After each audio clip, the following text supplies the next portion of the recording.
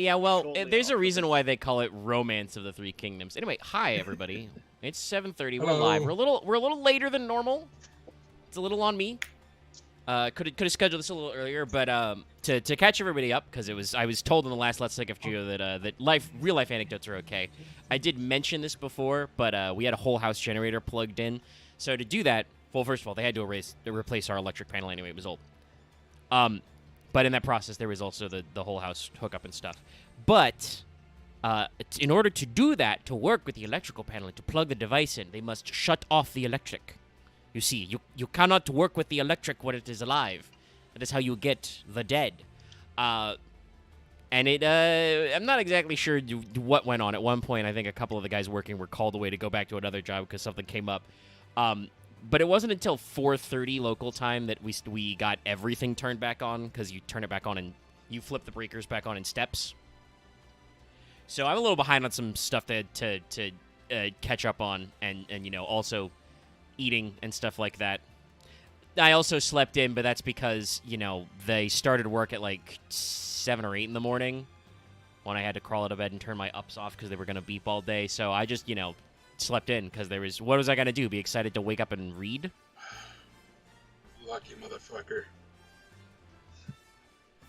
I had to wake up at 6 to go to work training. Yeah, I know. It's rough like that. Hey, listen, I had not the same, but I had to get up early last week to help with like hanging drywall and shit. Well, no, I That at least get is the base it's of my just house, but the annoying part is just the drive. Like, I don't mind the work training. It's the drive. It's just... But so we're here to continue our best of the worst bracket. I can probably do at least another one of those because I think we still got like 4 or 5 of them left.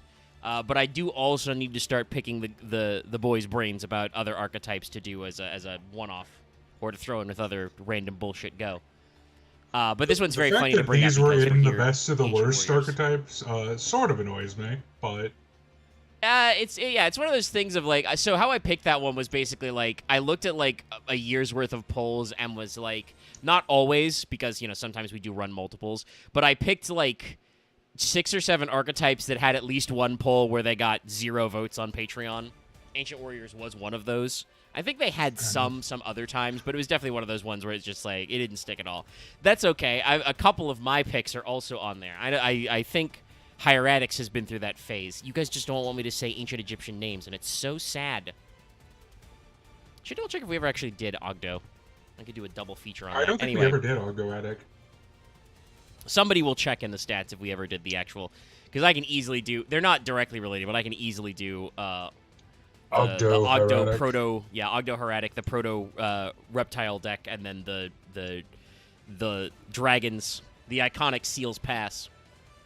But I do want to say, over this past weekend, no ban list news yet. Some of you are already posting the vomiting horse. Cool, that's great of you. What's the It's not great, vomiting by the way. horse? There was a meme last time. There was way too long on a ban list where people posted I think it's an AI image even, of a horse like vomiting in a convenience store, just under every single thing Konami tweeted ever, to try and like incentivize them to do something. I think it did eventually work because they did actually like announce something about the timing of it. But it's kind of a meme, and it's like I get it. They did say they would not announce a new ban list until after Worlds, but also we don't need a ban list. The Worlds format was fine. People like the Jush decks. People like to request ban list. Like, this isn't even a problem in Magic, as you have probably noticed. I heard a little. One deck doing well, and then everyone being like, no, need to ban it. It's like, cool your jets. But yeah, like people, we had a cool Worlds format, and then people immediately are like, okay, cool, where's the ban list? So, but Worlds was in Paris this past weekend. They did their multi-level. They did Duel Links, Master Duel, and the combined TCG OCG, which is part of why we're calling this Romance of the Three Formats, because it's funny. Master Duel, I think, it was won by either the European or the American team. Master Duel also has a very funny finals where they do 3v3, like best of 9. Some stuff happened there. It was interesting. some people did have some criticism that they ran the Master Duel tournament with the, I think, default 300-second timer. I don't know. That's one of those things where I'm like, the timer is part of Master Duel. Obviously, they do, like, I saw a lot of responses of like, but they changed the rules for the Worlds format. And it's like, well, yeah, because they're doing a 3v3. They do 1v1s because, I mean, there's a fundamental argument to be like, yeah, they do a 3v3 in best of 9 because if they actually did it in Master Duel's normal ladder format, that would be boring because it's best of 1 and it's stupid. And that would require them to acknowledge that it doesn't look very good on camera. But that's a different fundamental question than, regardless of what you're doing, Master Duel usually has a timer. I am just happy that Blue Eyes is not represented in Worlds in any capacity. That makes me happy. Yeah, they missed the window on that a little. I think the bringing up the Jush decks did it. So like everybody was concerned about Konami doing a setup, but the Worlds format was not far enough in the past, I guess, to set that up. You know, it was a little future seeing even. But the Master Duel one did draw some criticism the most nostalgia archetype they had that was. Yeah, go ahead. I was just like, the most nostalgia archetype they have is from Arc V. Yes, I have that deck list actually, and we can pull that up. Lunalight got second place in Worlds. Yeah. Which got second, crazy. And which is super rad. Yeah. Crazy good support and very interesting. To recap Master Duel, though, there was some great conversation going around because the Master Duel segment started it because there were several games that were on stream very visibly decided by Max C and how stupid he is. Yep. But because Max C is on the ban list in the TCG, Max C wasn't at Worlds. Worlds was won, once again, by an American. I think it may have been, I have to double check if it was last year's champ or not, too. Who won with Ubel last year, speaking of nostalgia decks.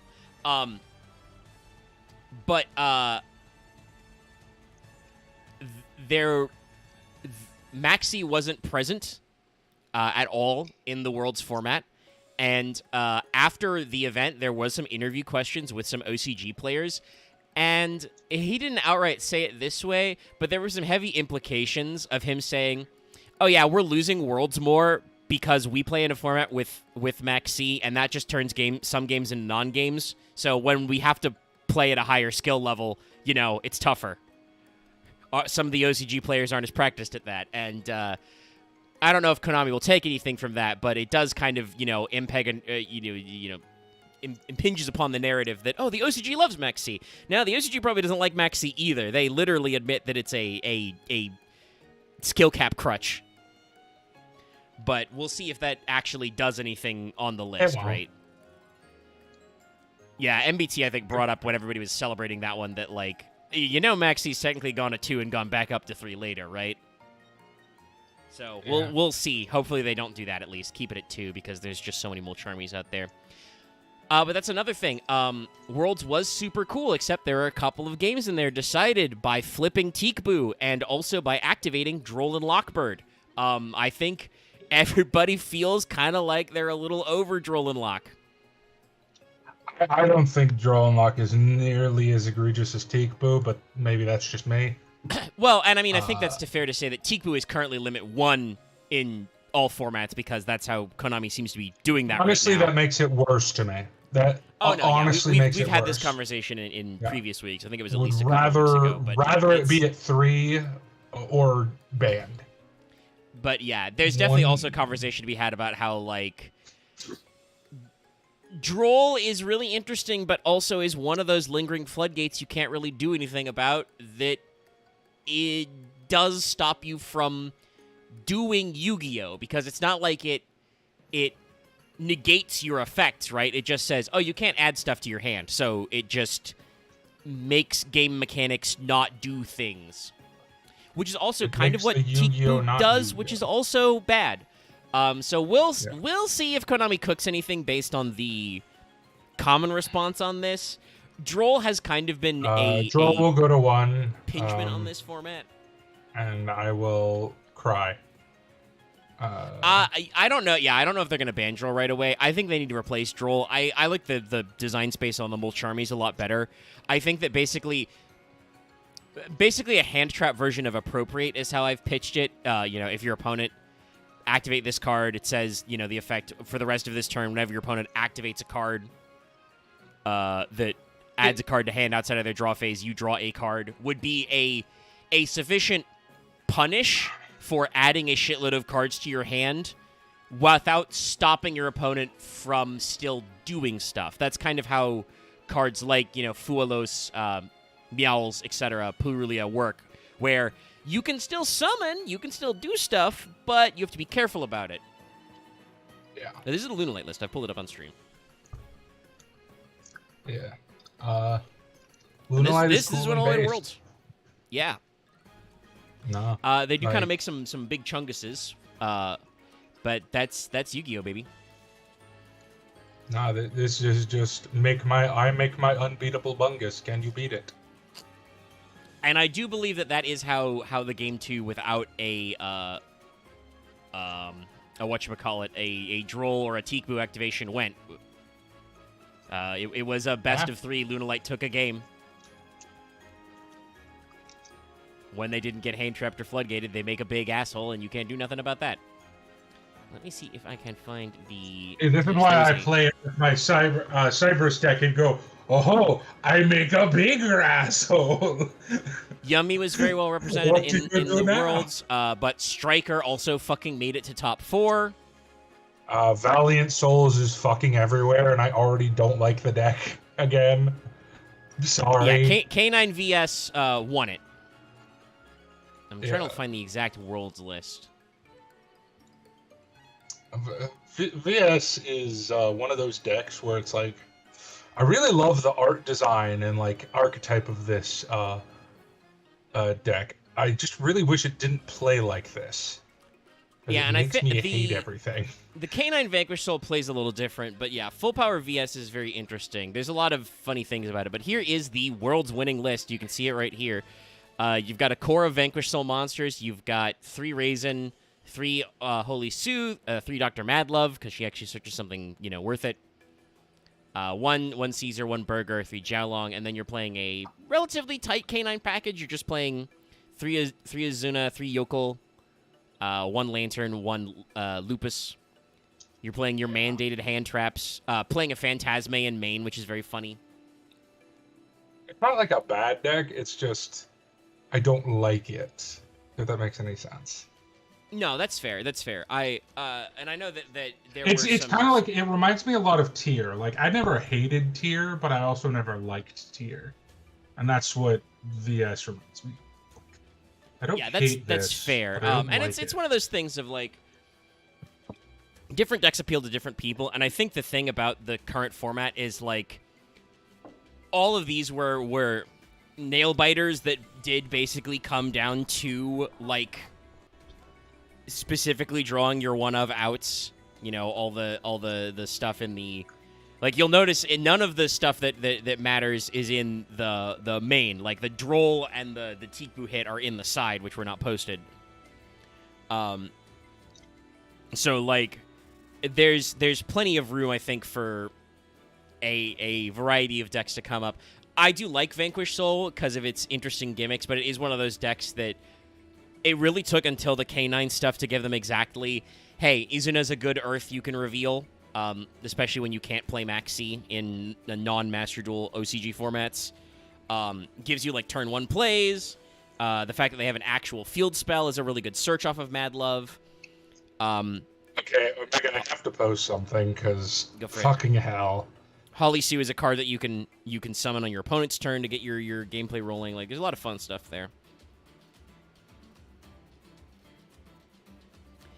Oh my god! So the Spoiderman stuff has been coming out, and they've got some very good stuff. I'll show chat this. It's Spider-Man. God damn it, Magic. There's also a very funny pigeon one that people are talking about.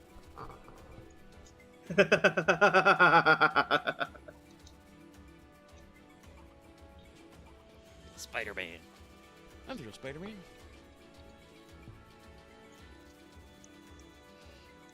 Also, this effect is very funny. Yeah. Whenever a non-token creature deals damage, create a token that's a copy, except it's not legendary. Yeah. It's a decent effect. It's funny. Could do some real dumb shit with this, considering some legendary creatures out Oh there. yeah, you can do some very dumb things with it. But this much more looks like a commander card than an actual like standard card. It's 6 mana.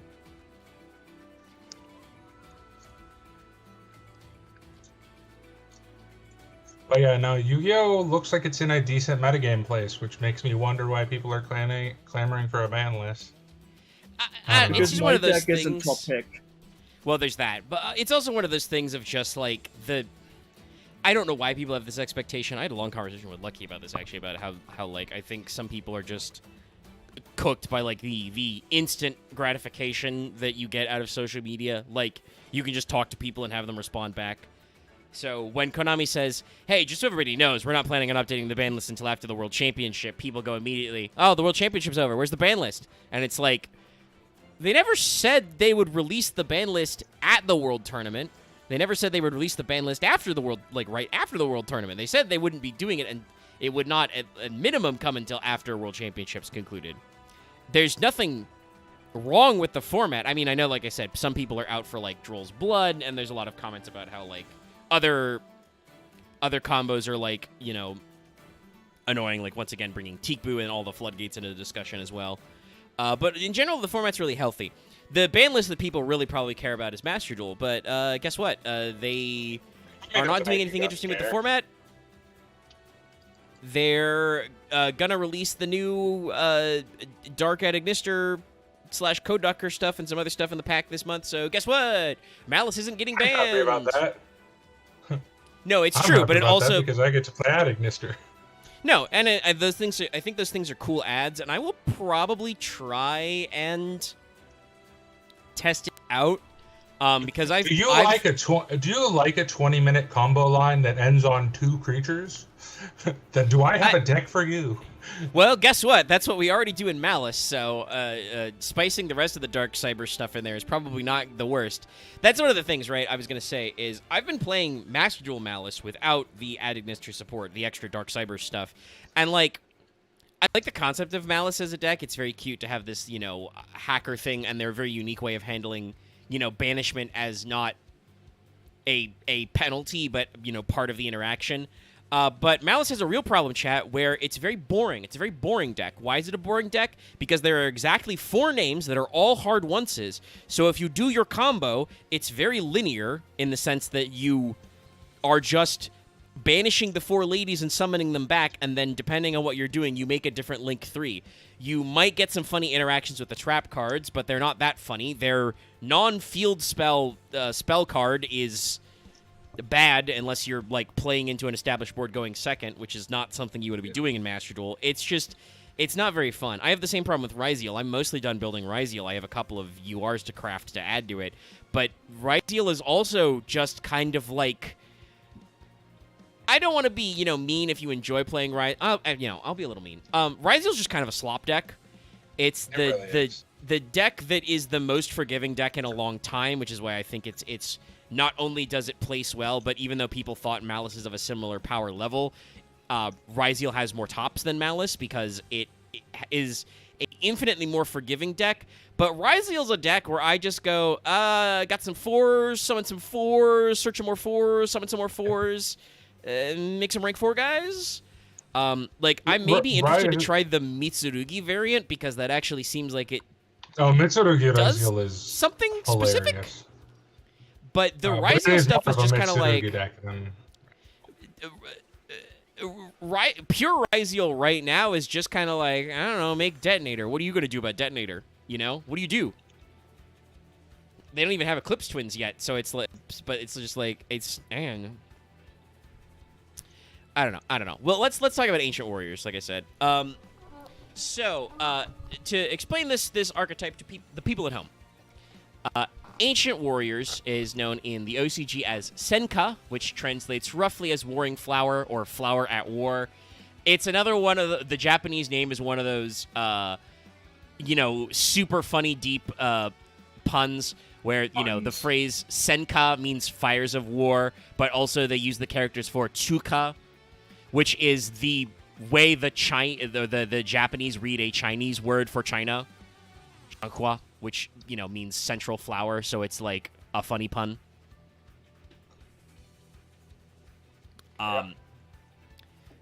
And I think they went with ancient warriors in English because that's the closest they can get to saying dynasty warriors without getting sued. That's it. Yeah. Send a tweet.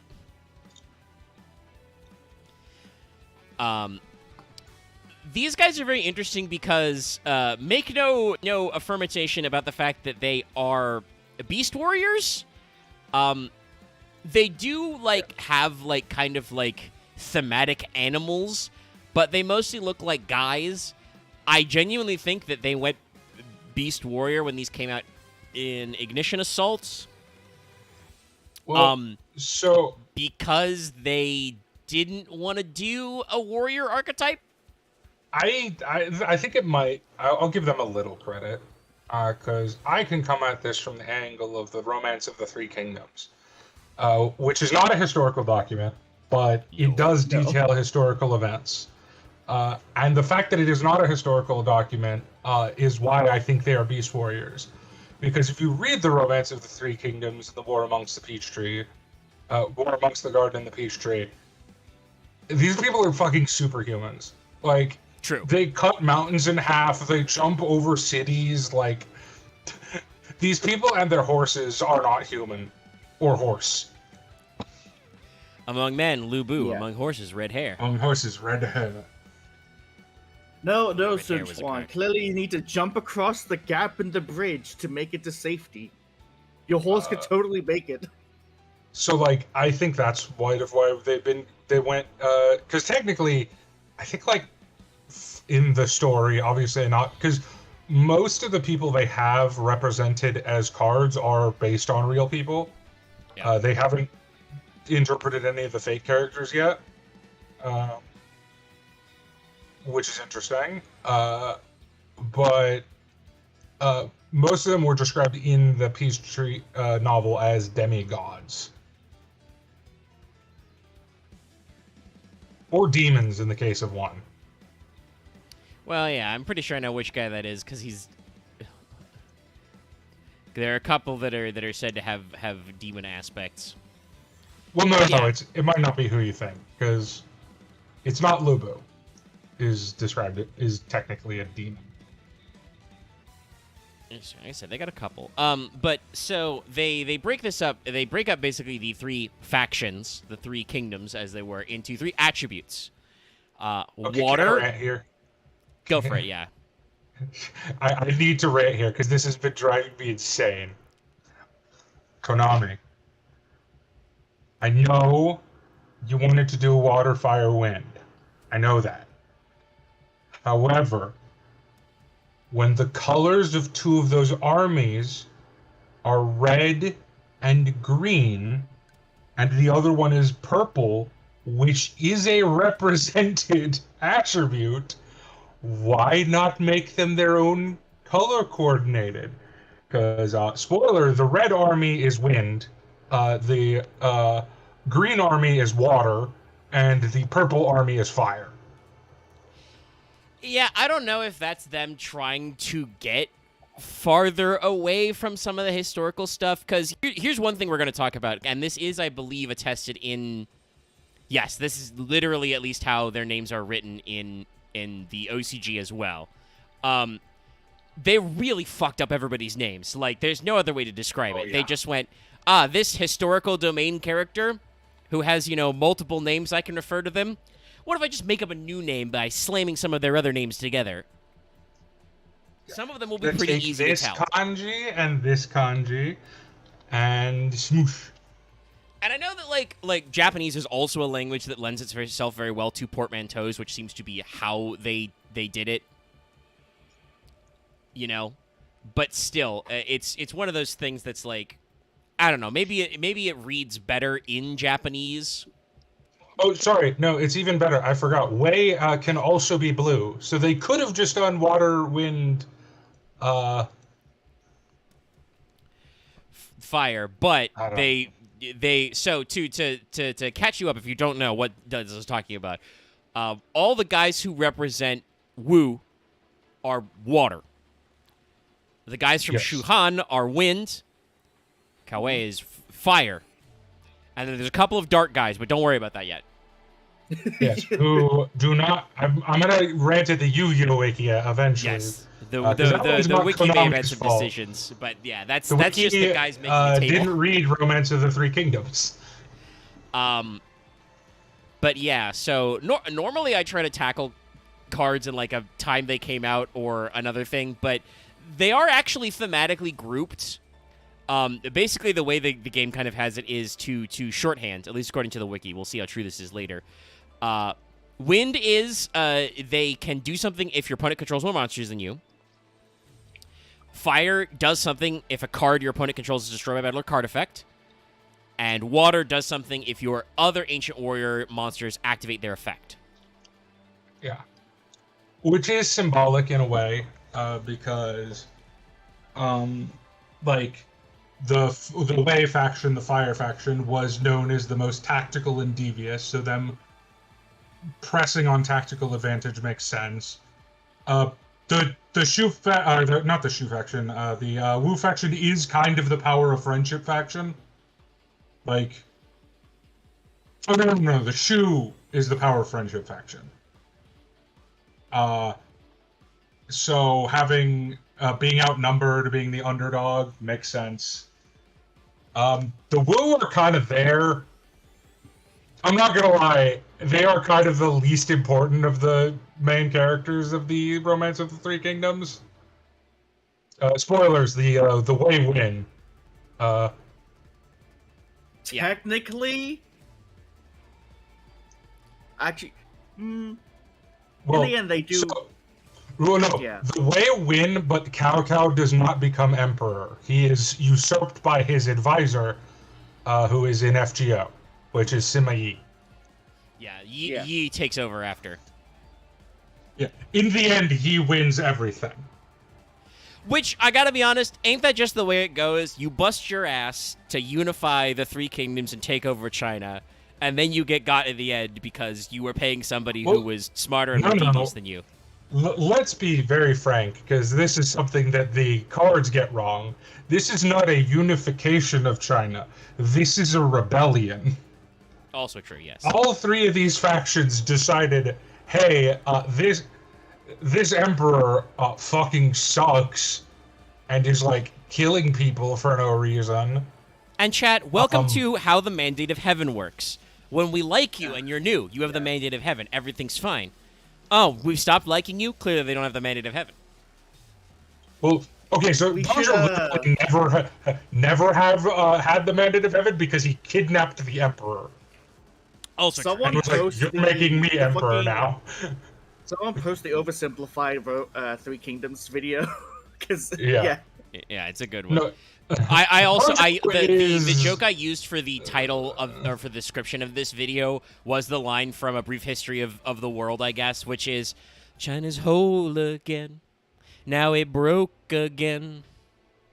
It doesn't actually happen that many times. It's just really funny that like 5 different breaks and come together happened in the first like 100 years of China being formed. And then didn't happen again for like 1600 years. Yeah, and I gotta say, so many civil wars in a 60-year period, and then nothing for 1,000 years. Just history's funny sometimes. We're fine. We're fine. But no. Fun fact: the reason the Mandate of Heaven was actually lost. The Mandate of Heaven didn't exist at the time of the Three Kingdoms, and I mean that literally. The third emperor after Qin Shi Huang lost the object that was considered the Mandate of Heaven. Whoops. The Imperial Seal? The Imperial Seal, yeah. It's gone. No one knows where it is. Fucking well, supposedly. Yeah. Like, thousands of years later. It's... Archaeology's fun. This is why great man theory never works. Because literally as soon as Qin Shi Huang died, China went to shit. Not to say he was a great leader, but like it is comically how badly things went after his death. I mean, and here's the thing I want to think about. Think about even just like, I don't know, but our audience should get this. Think about Alexander the Pretty Alright, right? Yeah, I was thinking that as well. Biggest empire in the world, Yeah. beat the shit out of Darius III, you know, took over the second, Persians and stuff. Second biggest. I think at the time it was the biggest. That's there a true, bigger but I'm one just saying, in there? Yeah, another good example, Genghis Khan, same thing happened. Yes, the Mongols, the Huns, both also really example. But yeah, Alexander, you know, busts his balls, wins Afghanistan, the graveyard of empires. Like, he technically won there before he got sick and died. And he had plans for empire building. It's just that the moment he was gone and his personal charisma wasn't keeping his generals together, each of his generals went, yes, very interesting, my lord. You know, you've got a wife and son. Very cool. I don't like them as much as I like me. So what if I just got mine? And then they, you know, each took over it, carved out a chunk of the empire for themselves. And some of them were very successful at it. The Ptolemaic dynasty in Egypt, for instance, lasted, you know, quite a few decades before the Roman question came in. Once again, great man theory is dumb. For the reason. It's one of those things that I think it's a theory I think people these days should qualify. You can get a single charismatic leader to build a great thing. That thing doesn't last until after he explodes. If he or his advisors don't also set up a system of succession. Yeah. You need to chat. You need to build institutions. You need to institution build so that things can flow. Why do you think fucking Rome lasted so long, despite the fact that Rome had a lot of dog shit leaders? Year of the Four Emperors type shit. Rome endured because they had incredibly strong civil institutions. They knew what they were doing. But let's get started on some Ancient Warriors. Let's see. Did I actually grab? Let's start with the least important of the three factions, the Wu.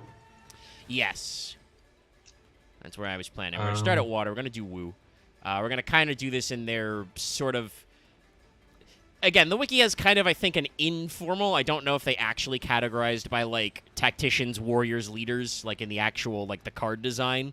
But it is a thing that, if you know anything about the Romance of Three Kingdoms, yes, there is a kind of stratification. The strategists were a big deal, and then there were also fightmen, and then there were leaders. Yeah. So we start with Ancient Warriors. Yeah. Graceful Jogong. The name in Japanese is written Senkanobi Shuko. But that is how the names line up. He's supposed to be swan-themed. Yeah, Zhou Tracks? is his name. Yes. Based on Zhou. He is one of the lead generals of Yu. Of Wu. Sorry, not Yu. Yeah, good old Zhou Yu. Mhm. Best friend of Sun Tzu. Yeah. Married to Zhao Chao. Also, Little fun Flower, fact. whatever it Big is. name. Yes. Also, by the way, fun fact. We're starting... I didn't plan it this way, but it's just really the way they work out. Starting with technically a Fate character. Because... not looking anything like this, but Zhou Yu is in Samurai This Remnant. Waver. Oh. No. Sorry. No, Waver Who is is... Waver again? Zhuge Liang. Zhuge Liang. Zhou Yu's in Samurai Remnant. He's the archer. Spoilers if you haven't played Samurai Remnant, but it's been like 2 years. Neat. Which is funny that he is an archer in Fate, and I think that is deserved for reasons. His noble phantasm is, you know, the shooting from the fire ships and the cliffs. Yeah. But here he's just I won't say normal, because the card, you know, the Yu-Gi-Oh card, Zhogong, is very swan. Yeah. And this is actually one of the characters who is known more as his name, Gongjin. He is frequently called Gongjin in the novel. I don't know why. There might have been a reason. I don't know. The funny thing is, I could totally see this outfit in Dynasty Warriors, though. Oh no, 100%. Like I said, the art of this archetype is peak. Yeah, no, and I think it's peak, that's you know. again that's kind of the thing I talked about earlier with the TCG name. I'm pretty sure they decided to call it Ancient Warriors because they were like, well, Daddy Konami has handed us a Dynasty Warriors ass archetype. How do we communicate this to the audience? Yeah. Ancient Warriors. But no, I mean he looks. You get that he's swan themed. He looks like a normal man. He's kind of blue. Yeah. He's got a swan on his head. He has a sword. No. Yeah. Yep. He is a water, level 4, 16/16. You can target a continuous spell trap you control, send it to your graveyard. If you do, add 1 Ancient Warrior spell trap from your deck to your hand. If another Ancient Warrior monster effect is activated, except during the damage step, target 1 effect monster your opponent controls, negate it. You can use each effect once per turn. This guy isn't great. No, this guy is. I think the wiki even talks about how they're very reliant on their normal summon, and this guy isn't one of their 2 core normal summons. Yes. This is technically, I think, what you would call an extender, because you have to have a continuous spell trap on the board already, and then he searches a new one. What we're saying is that this isn't a playmaker. You do have some very interesting spell traps in Ancient Warriors to work with, and they do kind of have a continuous spell, like replacing themselves or destroying themselves kind of thing going on. But this is just kind of a fairly normal effect. And a single spot negate when you activate another effect, which I think the way this works has to be done in chain with that monster's effect. So if your opponent, chain blocks you, I don't know. They're simultaneous triggers, so you might still be able to chain it for, protection or something. But still. It's not ideal, is what I want to say. Yeah. Which is a shame, because he's a normal guy.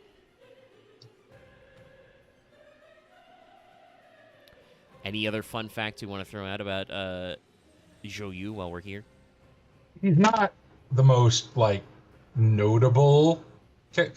This the weird thing about the Romance of the Three Kingdoms and kind of the historical period is the Wu faction in history were kind of the moderates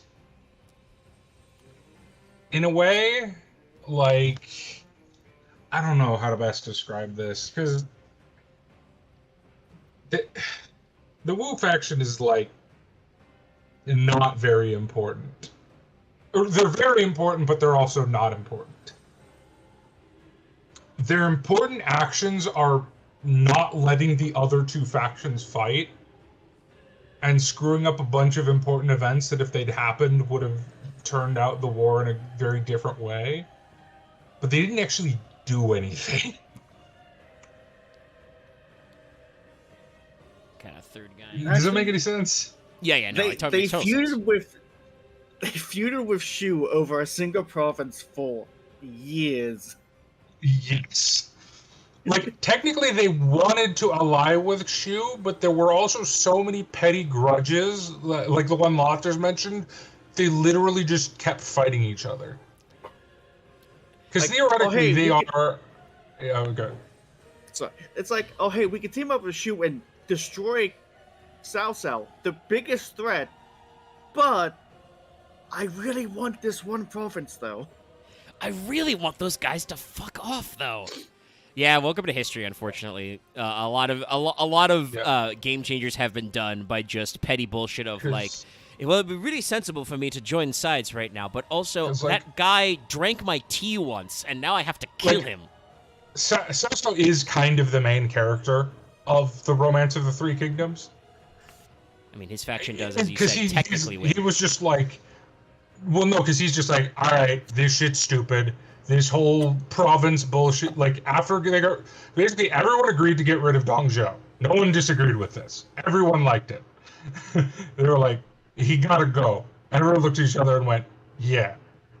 And then they tried living as I think it's 13 or so individual provinces.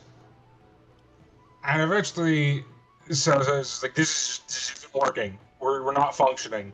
We need to be a whole country again. I'm going to conquer all of China. And then the war started.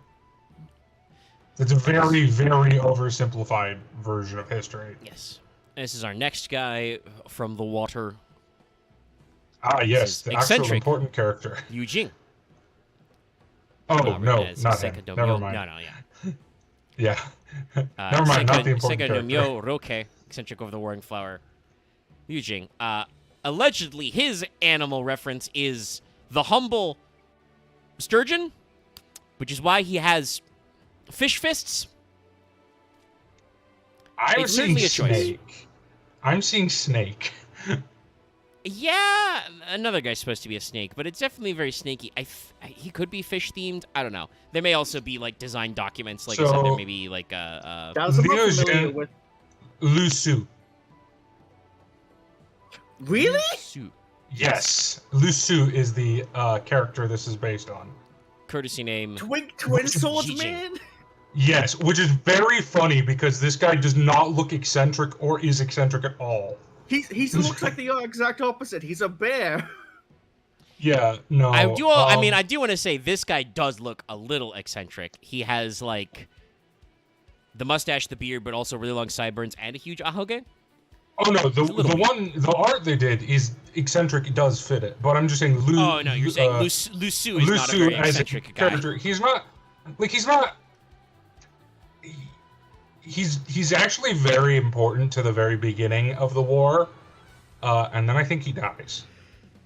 Oops. Yeah. Did he die early? I think he died pretty early in the war. Hold on.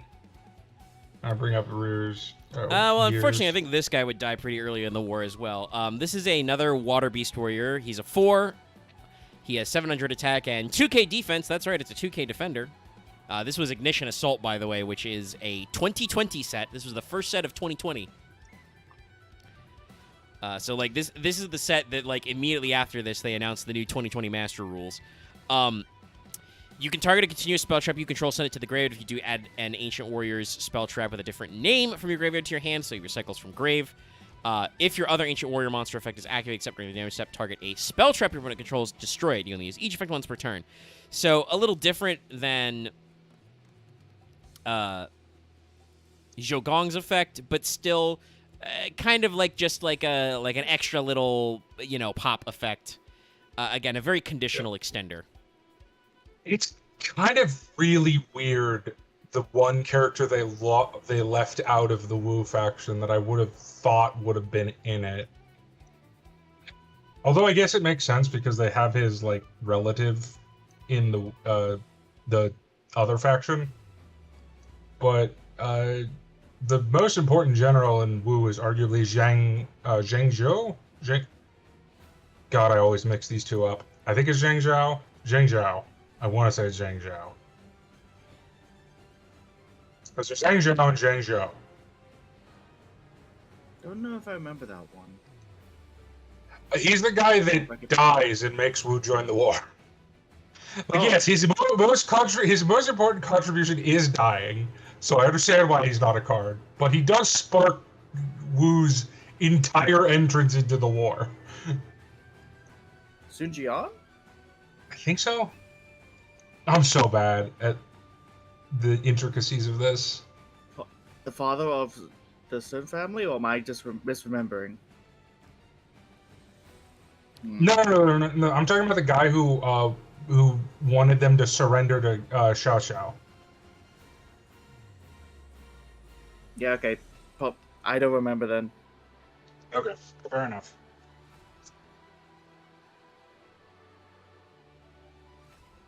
Ah, this one I can recognize easily.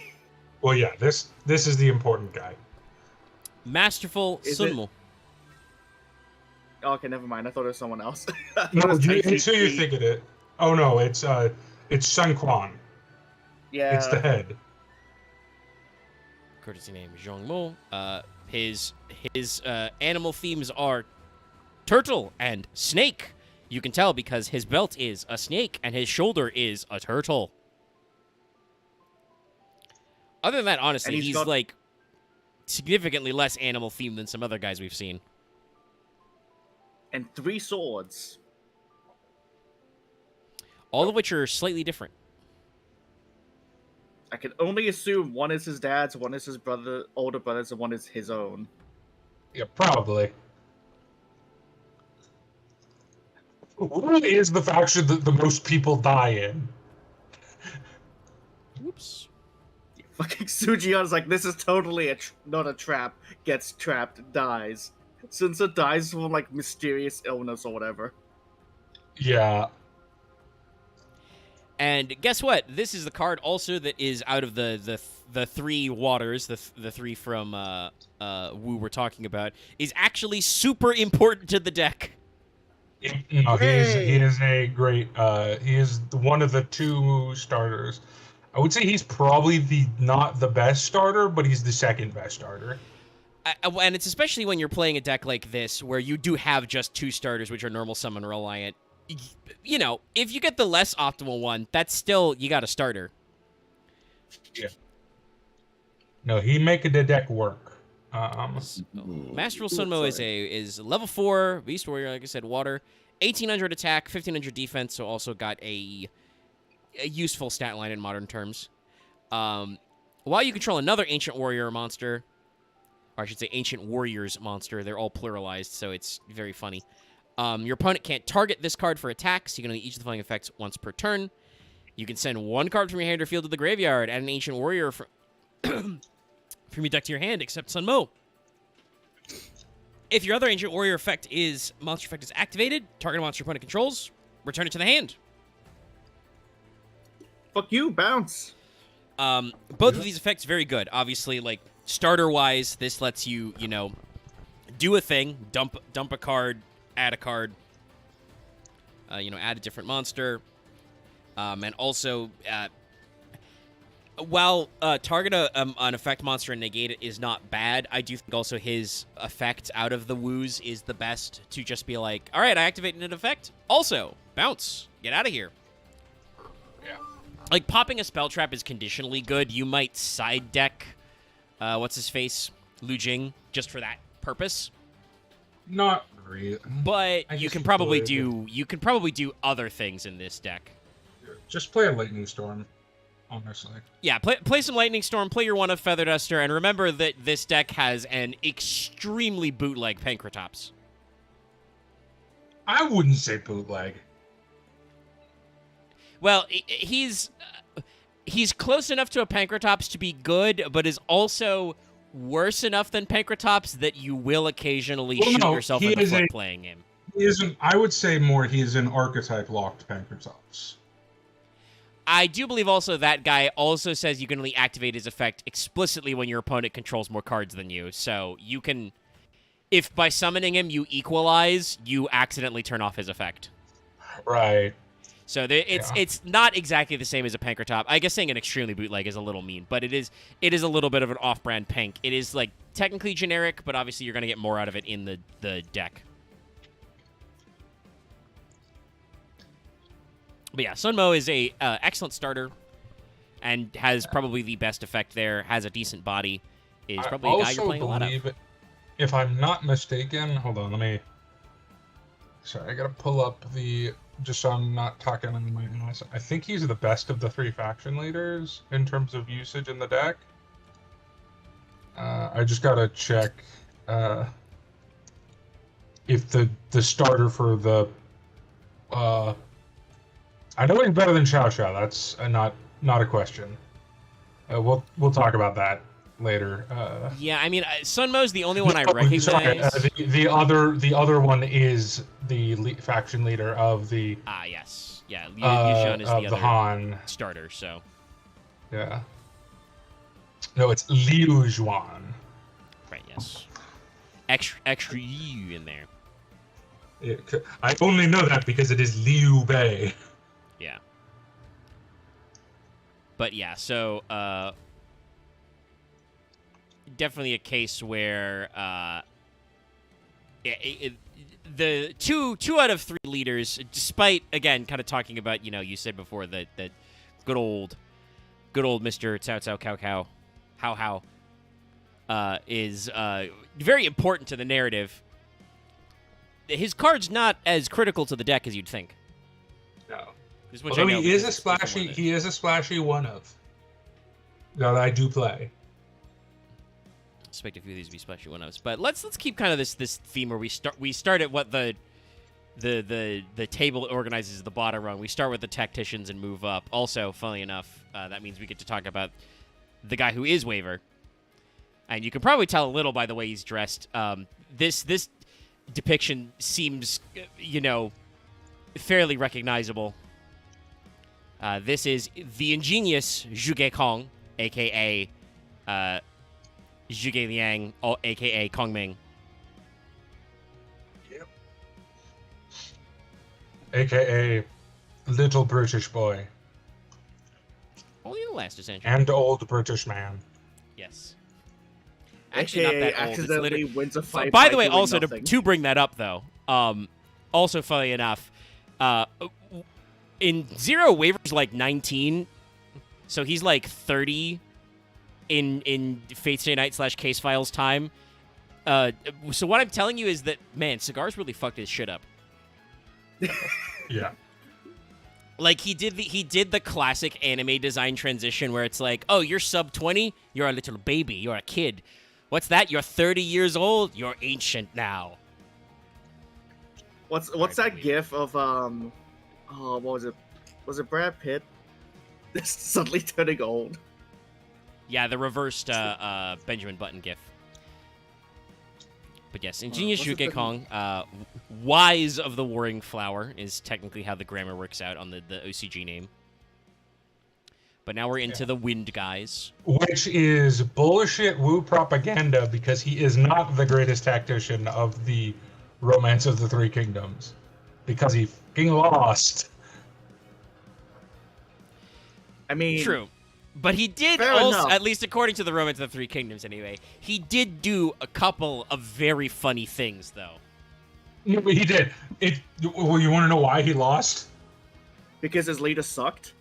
No, because his dumbass went out on the battlefield, caught pneumonia, and died. Yeah. Real life shit.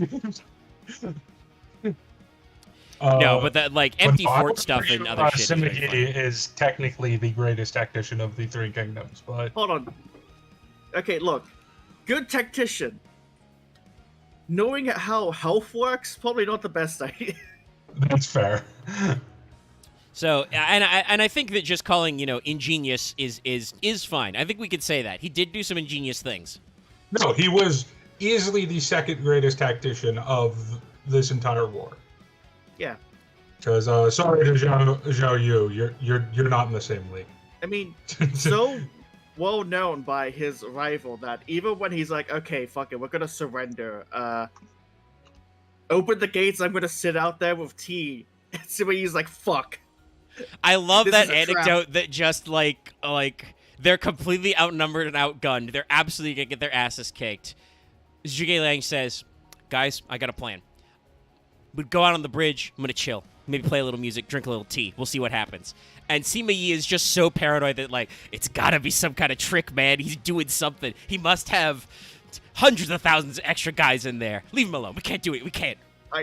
I honestly prefer the idea that he just did it. He's like, well, I'm surrendering. Might as well do it fancy style. And he's like, oh shit, that worked. I don't know if he did it on purpose.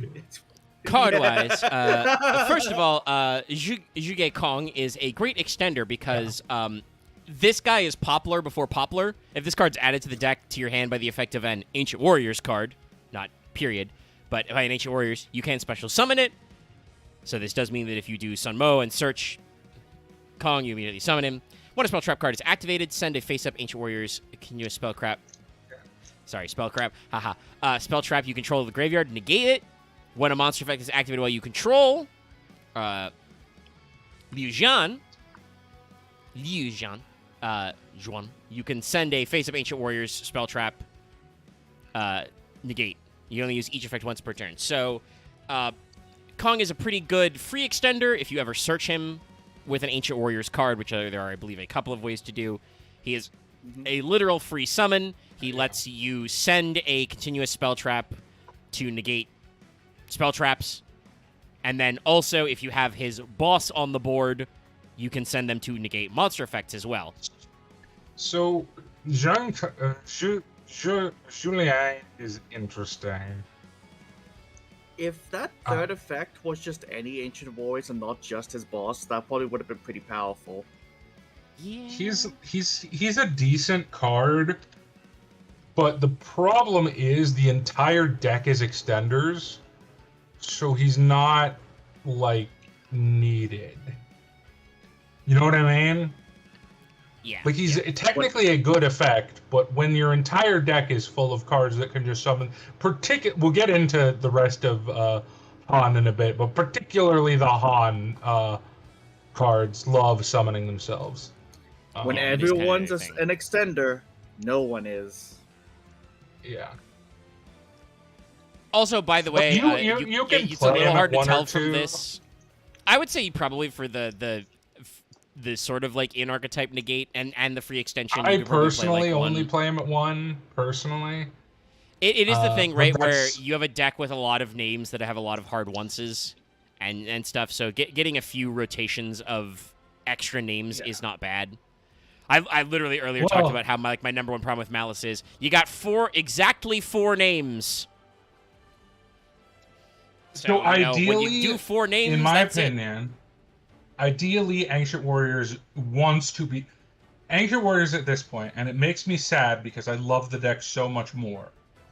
Ancient Warriors at this point is bootleg Tenpai. It's bootleg Tenpai. Is that the right deck, or am I fucking... Mahjong Dragons? No, I think that sounds right. You summon like one guy and that floats into like five guys with a bajillion attack. Oh no, and you're I just more protect- mean you run and make board and smash. Yeah, basically the way Ancient you play Warriors Tenpai is these the- days, especially, is you blind second, you board break, and you're just like, all right, buddy, if I connect, you're dead. I have so many attack points. That is kind of what Ancient Warriors does. Very interesting that Tenpai is obviously... Mahjong is not unique to China. It's also very big in Japan. As evidenced by how much Mahjong you can play in the Like a Dragon series. But it was made in China. Yeah. So it's very funny out there to get out there. Also, by the way, I was going to say before we switch off him, Zhuge Kong here is allegedly, according to the wiki, dragon-themed. And I can kind of see it with some of the scales. Well, He has kind of like his dragon nickname- feet on his shoulders. I believe his nickname is literally the Dragon of Han. Right? I think I'm so. fairly It's, certain that's it's his one of those nickname. things, though, that's kind of like they could have gone a little hammier with the effects. He's very relaxed, but let me see if I grab. Yeah, Like, I'm this not guy is gonna- much more dragon themed to talk about his bossman. Yeah. Well, Han's which whole would- thing is the dragon. Yeah. Okay, so Japan is incredibly biased when it comes to the Three Kingdoms towards Han, because they are the faction about honor and dragons and warriors, which is why they lose. It is very funny to me, though, to talk about that kind of cross-cultural stuff, right? Like, Japan had a super big cultural influence when they got set up from China. You know, they for a long time used the Chinese language as their official, like, imperial language. But it's always funny. It's kind of like the same thing happened with the Greeks and the Romans. The Romans really liked Greek culture, but they resonated very differently with culture heroes. The Romans thought that Odysseus as Ulysses fucking sucked because he was a sneaky, thinky man who did plans and tricks. You know, he wasn't a upstanding, honorable Roman gentleman. You know, he defeated our mythic ancestor Aeneas. How dare he? Like, Xiao Xiao is always portrayed as like this sinister figure in the Dynasty Warriors games. When, like, yes, he technically started the war, but also he technically didn't, because the war was started by a rebellion that happened called the Yellow Turban Rebellion. But also, for some reason, Japan loves to portray those people as evil, when that was a peasant revolt started because Dongzhou was awful. Yeah. like he was really bad. Yeah, he sucked. Like, obviously, yeah. we can't verify all the accounts of him, but there are accounts of him, like, literally burning people to death in the Imperial Palace. It's one of those things where you have to be careful about those accounts because, like, I've talked about this a lot on this channel because of our relationship with Fate Grand Order, but Nero was probably not as bad of a dude as the Roman Senate would like you to believe, because all the writings we have are either people who were personally annoyed with Nero because they were connected to the Senate, or people who started writing history like literally the generation after Nero died, you know, kind of a thing. Was Nero a great guy? Well, no, and I think modern culture stuck with the role of hating Nero because Nero did probably orchestrate some early persecution of Christians. It wasn't like a state-mandated thing, but there's a little bit of martyrdom baggage involved there, which obviously the Christianization of European culture is very against. But also, I think the Senate just hated Nero's guts because he didn't give a shit about them and, gave money to poor people. So, the poor people will be entertained if I give them circus. However, the one thing I will say is there are 4 different historical accounts of this time period from the various factions, and one of the few things they all agree on is that Dongzhou sucks. Yeah, that's probably a lineup that he's not a great guy. Accounts of him after he died. Spoiler: he gets killed. That's the start of the war. There are multiple accounts of after he being killed, his body being thrown out on the streets of the imperial city to rot. Yeah. And multiple historians went into detail about how the fat on his body sizzled in the sun like a baking pig. Like, people really did not like Dongzhou. No, they did not. Look at every... And that's why his animal is a boar. Every Dynasty Warriors game ever. Had they ever made Dongzhou a hot man? No, he's always the fattest motherfucker. Yeah. Sorry, no, that is one of the few things they could agree on. It's like, this fat motherfucker is the worst person ever. I can't say he's the fattest. We have Zhu Shu. Oh, right. But he's the lovable kind of fat guy.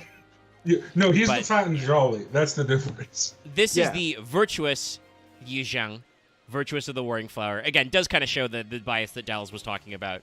Oh, yeah. Like, he does look pretty slick. Spoiler.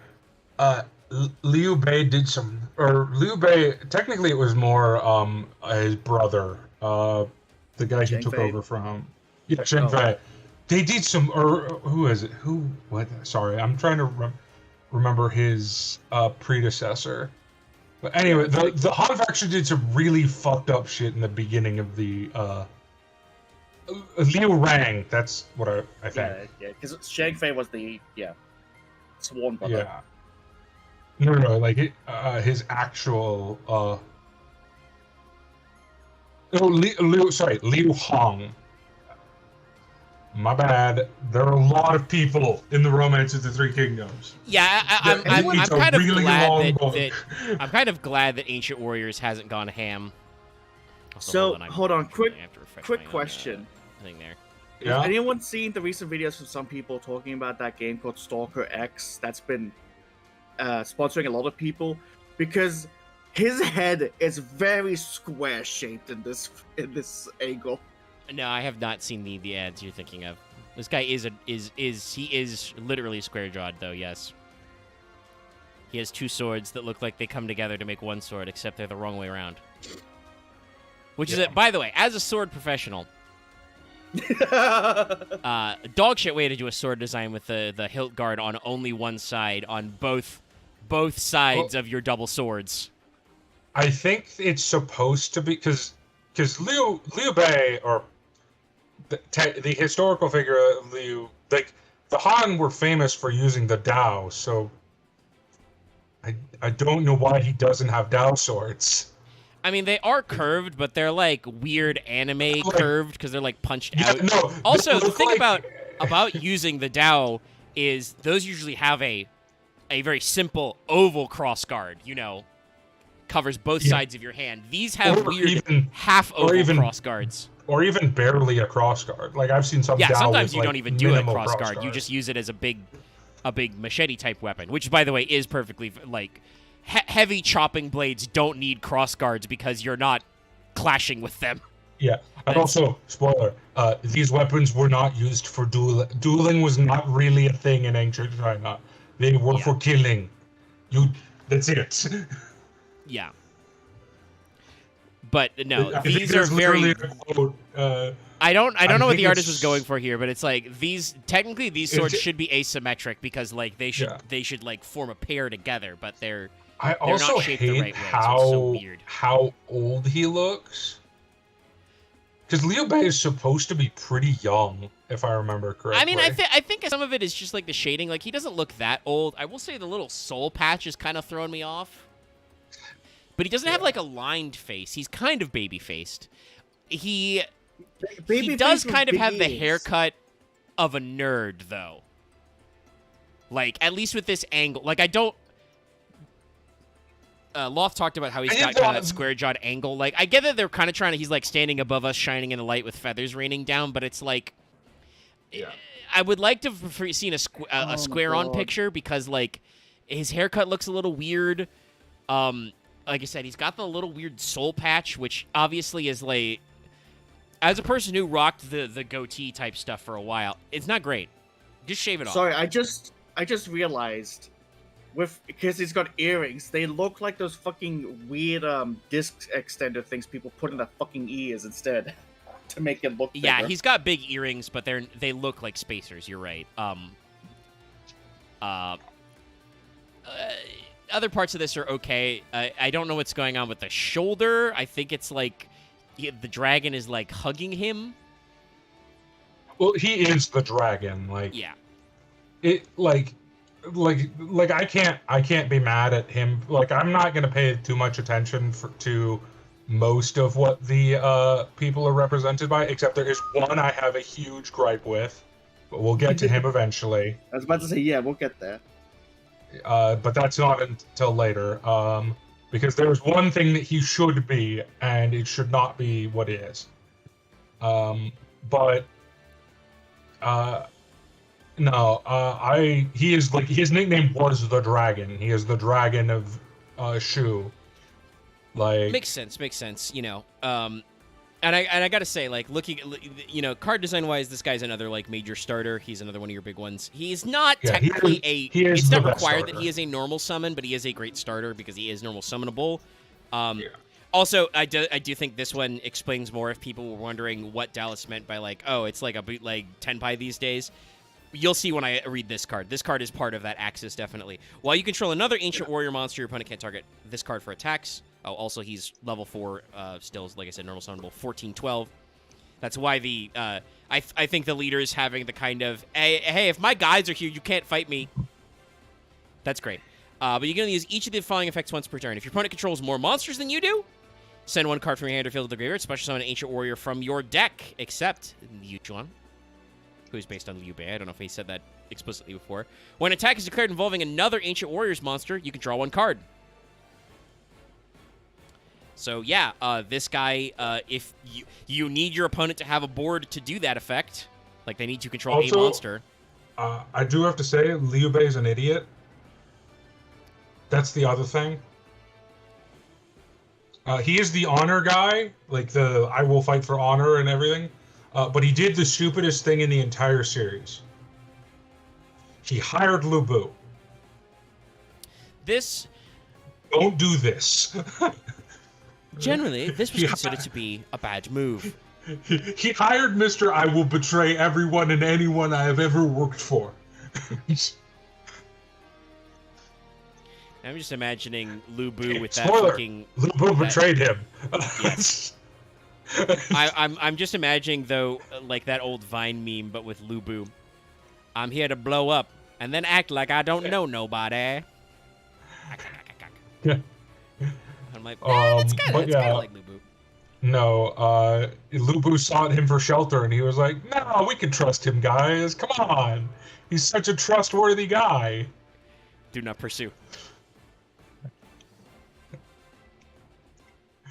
Lu Bu with his giant fucking Dao Huan with a fucking peasant's head stuck on the end of it. Yes, I am trustworthy. He's just a foot taller than everybody in the scene for no reason. I'm trustworthy.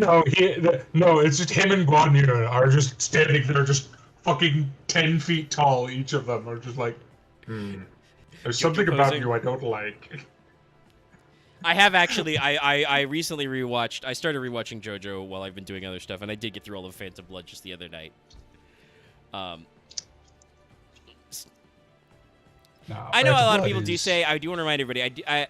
While people do say that Phantom Blood isn't as essential, it's still pretty good because it. No. I just want to say this: Phantom Blood has a lot of Dio in it, which is important. It also has some. Jonathan is interesting in that he is the. Jonathan's interesting. I do want to say I think for the time in the 80s, he was kind of genre defining because he was actually like a good guy and not like an anti-hero. These days, he does still kind of read as kind of like milquetoast.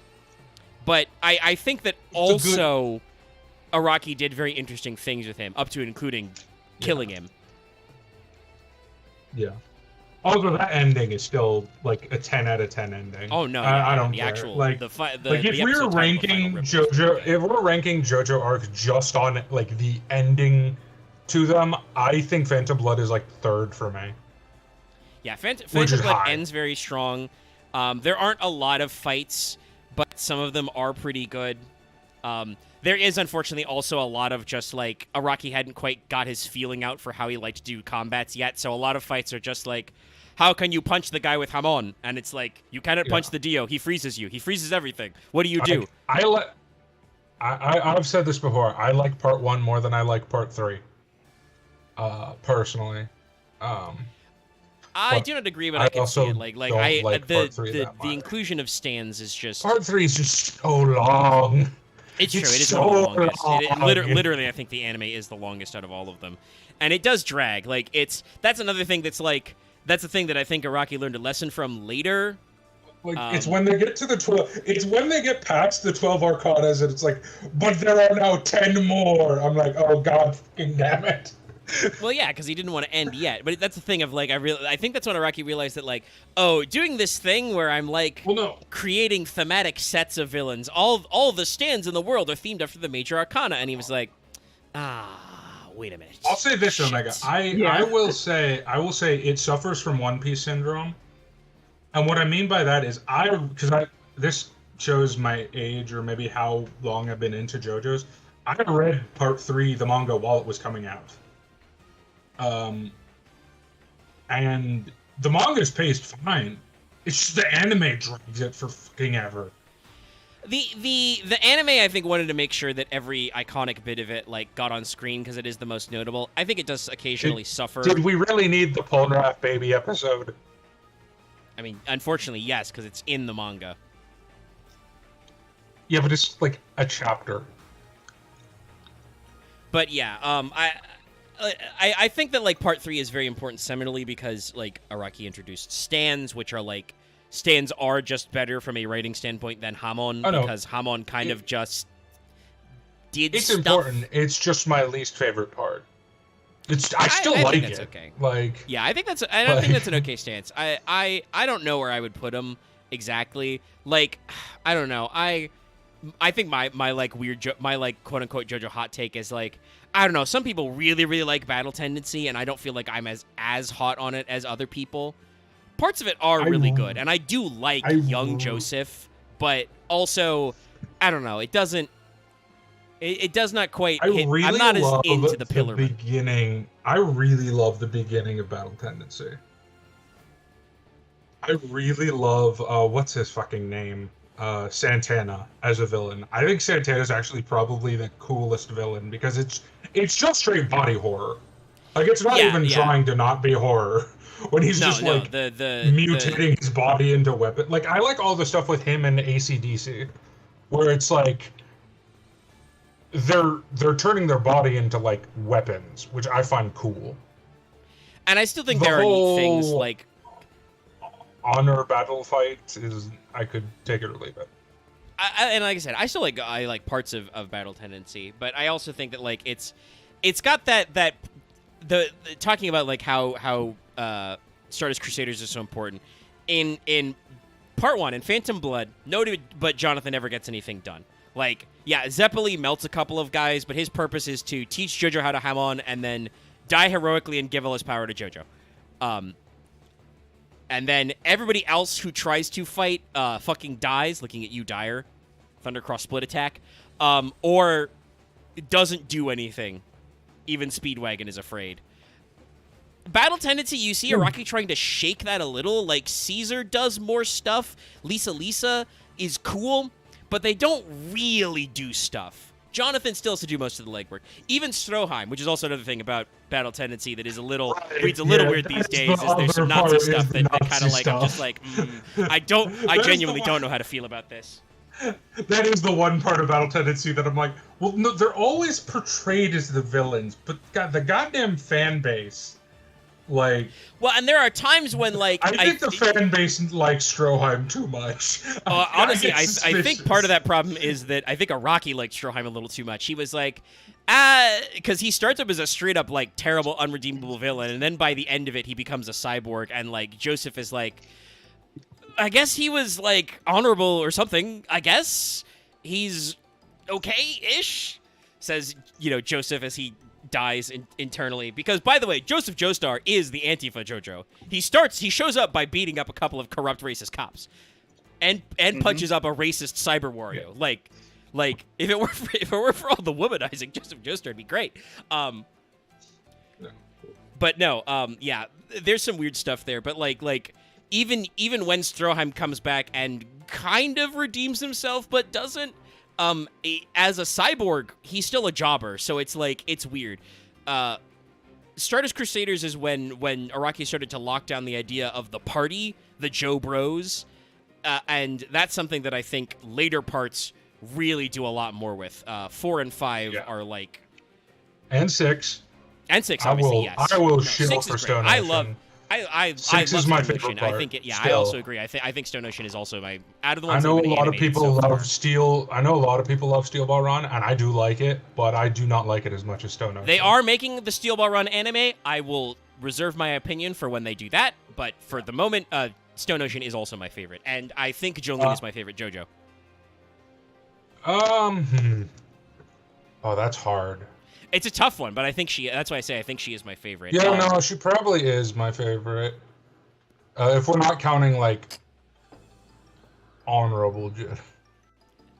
But no, my favorite character from 6 isn't even Jolene. Spoiler, it's Imperio. Or Emporio. I mean, he's important as well. But yeah, no, I think there's a lot going on with, like, talking about how, like, you shift back and forth. But then there's a very strong point to be said about Part 5 that, like, there are times when Giorno isn't even the protagonist. Like, it's so much about Bucciarati. But that's okay, because Bucciarati slaps. Part 5 is another one that I'm so split on. I honestly think the anime makes it better, because that's another one I read while it was coming out. And God, it was annoying while it was coming out. Yeah, I could see that. I want to say, I kind of wish that, like, King I don't Crimson know if made it's just no sense when it was coming out, guys. In manga panels, yeah, I would expect so. God, what is happening? But also, like, I want to say that, like, I sometimes wish the anime was a little more ambitious in that, like, because Araki's been doing this a long time. That they would take a pass and like maybe tighten up some stuff. They do occasionally, like, kind of, like, re-edit scenes to, like, make more sense and stuff. But, like, it's definitely a case of, like, some of the pacing in 5 is a little weird. And also, like, you can tell the way in the manga where, like, there's this moment where... I think, actually, Araki straight up said that why he did it. But there's a moment with, oh, God, what is Purple Haze's user's name? Fugo. Fugo, yes, that's right, thank you. There's this moment where, like, Fugo doesn't betray the boss with the group and leaves, and it literally, Araki said later, it's because, well, I originally planned to have Fugo be the traitor, but, I don't know, that didn't feel good, so I just had him leave, and it's like, yeah, I get that, but also, it makes him such a waste of a character, because he gets, like, one fight where he actually uses his ability and then he just doesn't do anything for the rest of the series and fucking leaves. I've heard the light novel about him is good, but there was that original idea to have him come back as a villain, but then they changed it to what was his name? The guy with the fucking mold stand. Chocolata. Yeah.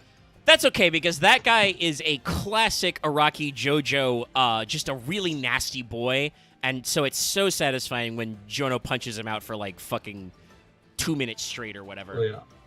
Yeah, but if you can also understand if it was Fugo, that would make sense as to why if they did like the fucking 7-page. No, yeah, that would make sense. Anyway, the important thing about JoJo is that each part is unique and special. Anyway, this is the Valiant Zhangde. The fucking drunkard. Yep. The drunken master. His animal is supposed to be a white tiger. He is tiger themed, though some of the tigers are green. Well, he is one of the white tigers. It's true. He There are is two white tigermen. no offense to Zhang Fei. He is the much less impressive white tiger. Well, yeah, one of those guys hasn't been deified. No, he's only a demigod. Yeah, but that is his actual, like, Guan Yu is actually like you can get altars he and is shit a to demi- that guy. yeah. Like he is He is a demigod. properly like religiously homaged, whereas I'm pretty sure Zhang Fei is not. If I had to compare like all three of those Sworn brothers, I think Zhang Fei's does like the least. Oh yeah. I mean, look at his card art. I want to say that he just looks like he's happy to be here. Yeah, he's probably drunk off his fucking mind. Guys, I found a fish. It was this big. The thing that I think is important is that previously all of our guys have been leaders or technicians, so they've all been level 4s. Zhang De and, spoilers, the next card is Loyal Guan Yun. Those guys are both big. They're big men. Yeah. Because they are some of the guys who are supposed to be the ass kickers. Yeah, Zhang Fei is, as much as he is the less impressive of the two, he is still, like, one of the great warriors. Oh, yeah. Not denying that, but, again, he lost a city to Lu Bu because he got fucking drunk when he was told not to drink. Yes. That's how it goes. So, Wind, level 7, 2700 attack, 900 defense. Gains 300 attack for each monster your opponent controls during your turn only. Use each of the following effects once per turn. If you control 2 or more Ancient Warrior monsters, you can special summon this card from your hand. If your opponent controls more monsters than you do, activate this effect. This card can make 2 attacks on monsters during each battle phase this turn. This, I gotta say, and this is why he is also as a card the less memorable one, this is not great that his effect is both you control 2 or more Ancient Warriors, and then also he gets to double attack. Because you have to summon him and then basically link away your own guys so you control less monsters. But he could reasonably, if your opponent controls a lot of monsters, he gains 300 attack for each. If he can attack twice, he's already 27. He can make some very big swings for game. But the making a double attack is an activated effect, which, by the way, you can only activate once per turn. So if your opponent stops it, you just cry.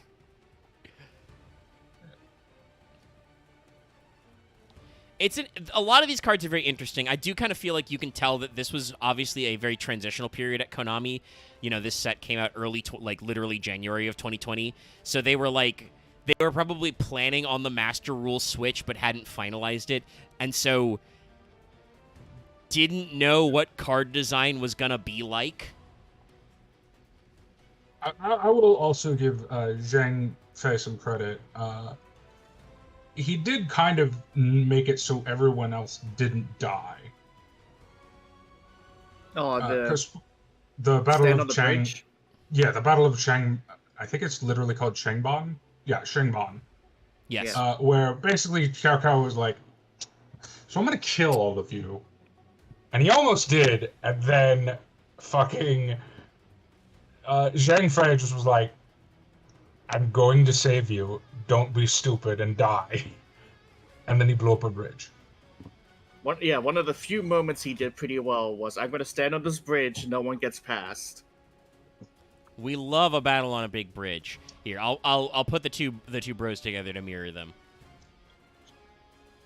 Because that's our other white tigerman, loyal Guan Yun, loyal of the Warring Flower, which is, in case you didn't know, is this is the one that's the closest. Because yes, his courtesy name is Yun Chang, but also he's Guan Yu, so Guan Yun. It's real easy. The fact that it doesn't line up hurts. They're not perfect mirrors, no.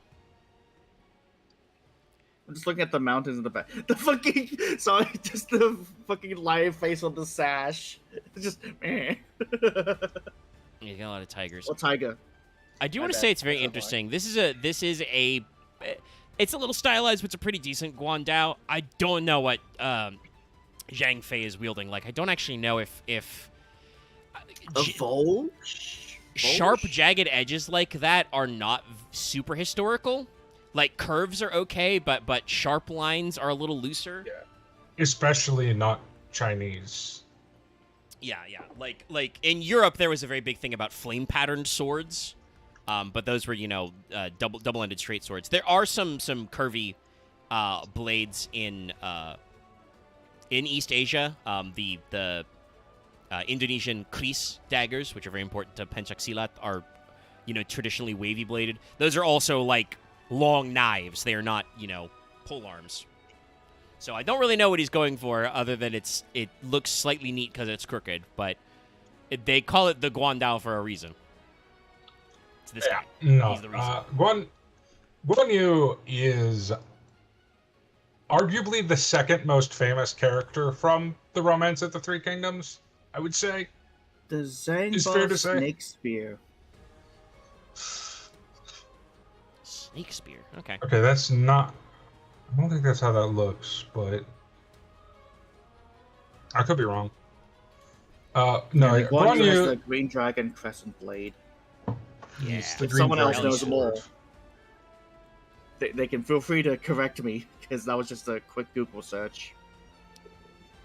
Yeah, it's hard to tell, but there are apparently some like props of what it's apparently supposed to look like. There's supposed to be like a snake or dragon head added, and it looks like a tongue. But because you can't see the tip, it's got like a little bit of almost like a man catcher tip on it. Yeah, I will say that is something that this is not something that Yu-Gi-Oh made up. Like that, Zhang Fei's spear has been shown to look like that in Chinese art and stuff. It likely didn't actually look like that in his. But yeah. Loth brought it up that like allegedly he used it is called the 8G snake spear. Allegedly approximately 4.3 meters long. Which seems a little.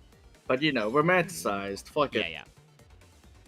Like I don't. Crescent Green Dragon. Once again, the Green Dragon Crescent Sword is said to have cut a mountain in half. I'm not gonna. Yeah. No, I don't know if it's been. I'd have to double check. I don't know if it's been historically attested that Guan Yu literally invented the Guandao, but he did, according to art, use that style of weapon. I believe he popularized it. Yeah, Yeah, I wouldn't be there we surprised if it became more famous because he used one. But it's one of those things of like Guan weapon Yu, development the is man who- also very complex. Because I The think man they who were. from the grave technically killed Cao Cao. Because I think they were called originally just called Dao spears when they were And then, first made, people were which was like, in like the 20th century. But eventually they just became known as the Guandao because. I mean, Also, calling it a Dao he's spear is him. very appropriate because that's what it is. It's the curved Dao blade on a spear haft. Also, by yes. the way, shocking that extra reach on a hacking polearm works. Funny, I know. Curved edges, they're about leverage. Anyway, Loyal Guan Yun is the card you've probably heard of before. This is the one I talked about that is a little bit of a bootleg Pankratops. He's a Wind Beast Oh, for your this is 7. what you were calling. Okay, I was calling another card better Pankratops. Yeah, we'll get to no. that. There are some other options as well, but this is the one that like, if you've ever watched a series of people play This is one that's Limited, not archetype locked. Yeah. Not archetype locked. Yes. He's a cyber dragon. If only your opponent controls the monster, you can special summon him. He is 25, 18 on a level 7 body. This is the guy that you often see referenced as, like, when you're talking about, like, limited pulls of, like, well, building a full-power Ancient Warriors deck is tough, but look, Guanyin is, like, he's a Sidra, you know? He's like a bootleg Pankratops. They do say that your opponent can't target other Ancient Warriors you control with card effects. Again, not useful and limited, but good for this deck. If your opponent controls more monsters than you do, target a monster your opponent controls, destroy it. You can only use this effect once per turn. And that's what I'm saying, that, like, that's why he's like a bootleg Pankratops. Like, Pank does have to tribute a Dino Wrestler, aka himself, to do that effect, but he does that as a quick effect and doesn't monitor it. If your opponent controls one monster and you summon Guan Yun, you can't activate his effect. You know, it only works if your opponent has 2+, sort of a thing. But he is a incredibly free special summon on a decent body. Yeah. And like, his protection effect is useful. Run, it's really interesting. Guan Yun and Zheng Fei are both kind of run at like 2 each, or 2 of 1 and 1 of 1. And you don't run 3 of either of these. There's only 3 cards you really run 3 of. But I assume it's you run them at level 4s that are good. It's the 2 starters and 1 card for later. 1 big boy? Okay. Yeah. But Guan Yun is considered the better one. Of the 2.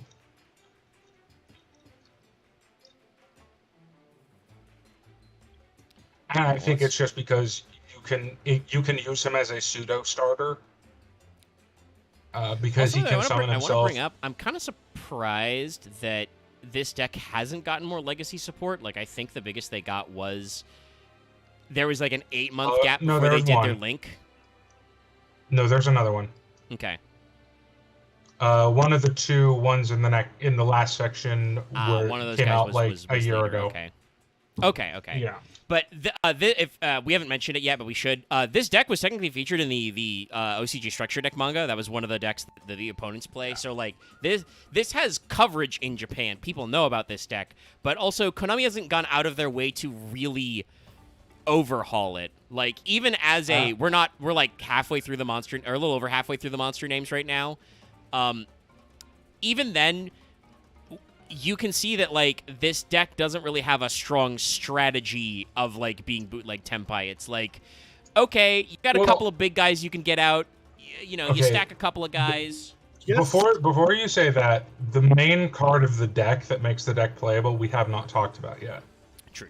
Just wait until they decide to release a second set that is just the waifus, and then suddenly it's meta. I mean, that would also be very Dynasty Warriors pilled. Well, yeah. No, to be fair, Dao Shan is in the original Romance of the Three Kingdoms novel. She did not exist. She is not a real person. We added that because it was cool. Also, Omega, fun fact, I think I know why Yu-Gi-Oh! Can't use their actual names. Oh shit! Is it because their actual names in Dynasty Warriors? No. Oh, and they're already magic. Ooh, that would be a thing that definitely in America, that would be a possible copyright conflict. In Portals, there was a set. The first technical Universes. Whenever anyone hates on Universes Beyond, I already bring this up. This was done in like 1990, which is Portals 3 Kingdoms. I also wonder if it could also be a thing because, like I said, they are... Konami is not exclusively a video game company, obviously, but they do have they have digital entertainment branch.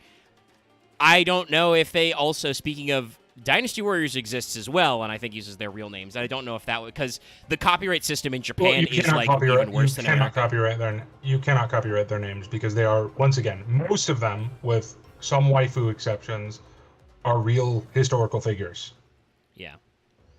Like, but there could be some it's definitely the kind of thing where, like... You have to change the image a little bit from how they look in Dynasty Warriors. Basically, I think the question is that, like, it's kind of like a Games Workshop situation where, by giving them fake mashed up names, you do create names that are technically unique and also copy protectable. Yeah, I think it's more likely it's about Yu-Gi-Oh copywriting than. Yeah, making it so they can copy protect. By the way, this is Ancient Do Warriors you want to share- Deceptive Jiawen, aka I do want to share this art Jiashu or Wenhei. because Oh, Jiashu. Okay. the magic art for this man is.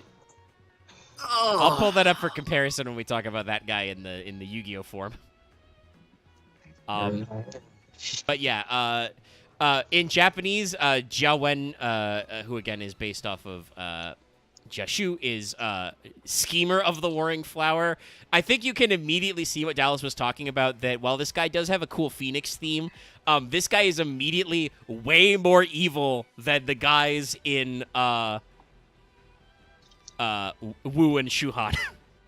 Well, like I said, this is a problem with the Romance of the Three Kingdoms as a whole, but Japan has made it infinitely worse, because even in Romance of the Three Kingdoms, the Wu and Han are still portrayed as, like, they do some sussy things. And the Wei are not portrayed as, like, evil. Really, the only person who's portrayed as evil is Lu Bu, which is, fair. Fair.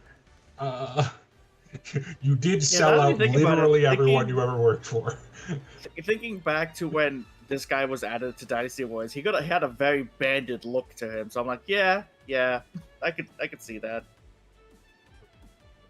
Yeah. No. But like I said, Japan has it's a cultural thing, and it's because the Han represent, or the Shu, sorry, the Shu Han, but the Shu represent the, like, honor, fighting, like there's literally constant banter between Liu Bei and Waver. Because I mess up his name all the time, I'm just gonna call him Waver. Of, like, he's like, no, we have to do this because it would be smart, and then Liu Bei goes, but it would be dishonorable to do that, so we must do this stupid thing instead. And that's why they lost. Yes. Because the one smart guy they had died of pneumonia. Hey, I'm going to visit you several times to be my advisor so we can help win this war. By the way, I'm also not going to listen to your advice most of the time. So Jiawen is a fire beast warrior. This is our first fire. Level 4, 1100, 1800. Got kind of a defensive tilt. You can target a continuous spell trap you control, send it to the graveyard. If you do, have the attack of 2 face-up monsters on the field until the end of this turn. Card your opponent controls is destroyed by battle or card effect. You can target an Ancient Warriors card in your graveyard, except Jiawen. Add it back to your hand. You can use each effect once per turn.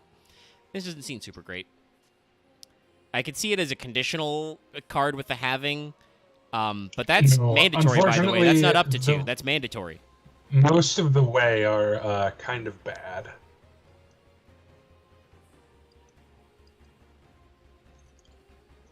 Well, luckily there's only 3 of them total. Yeah.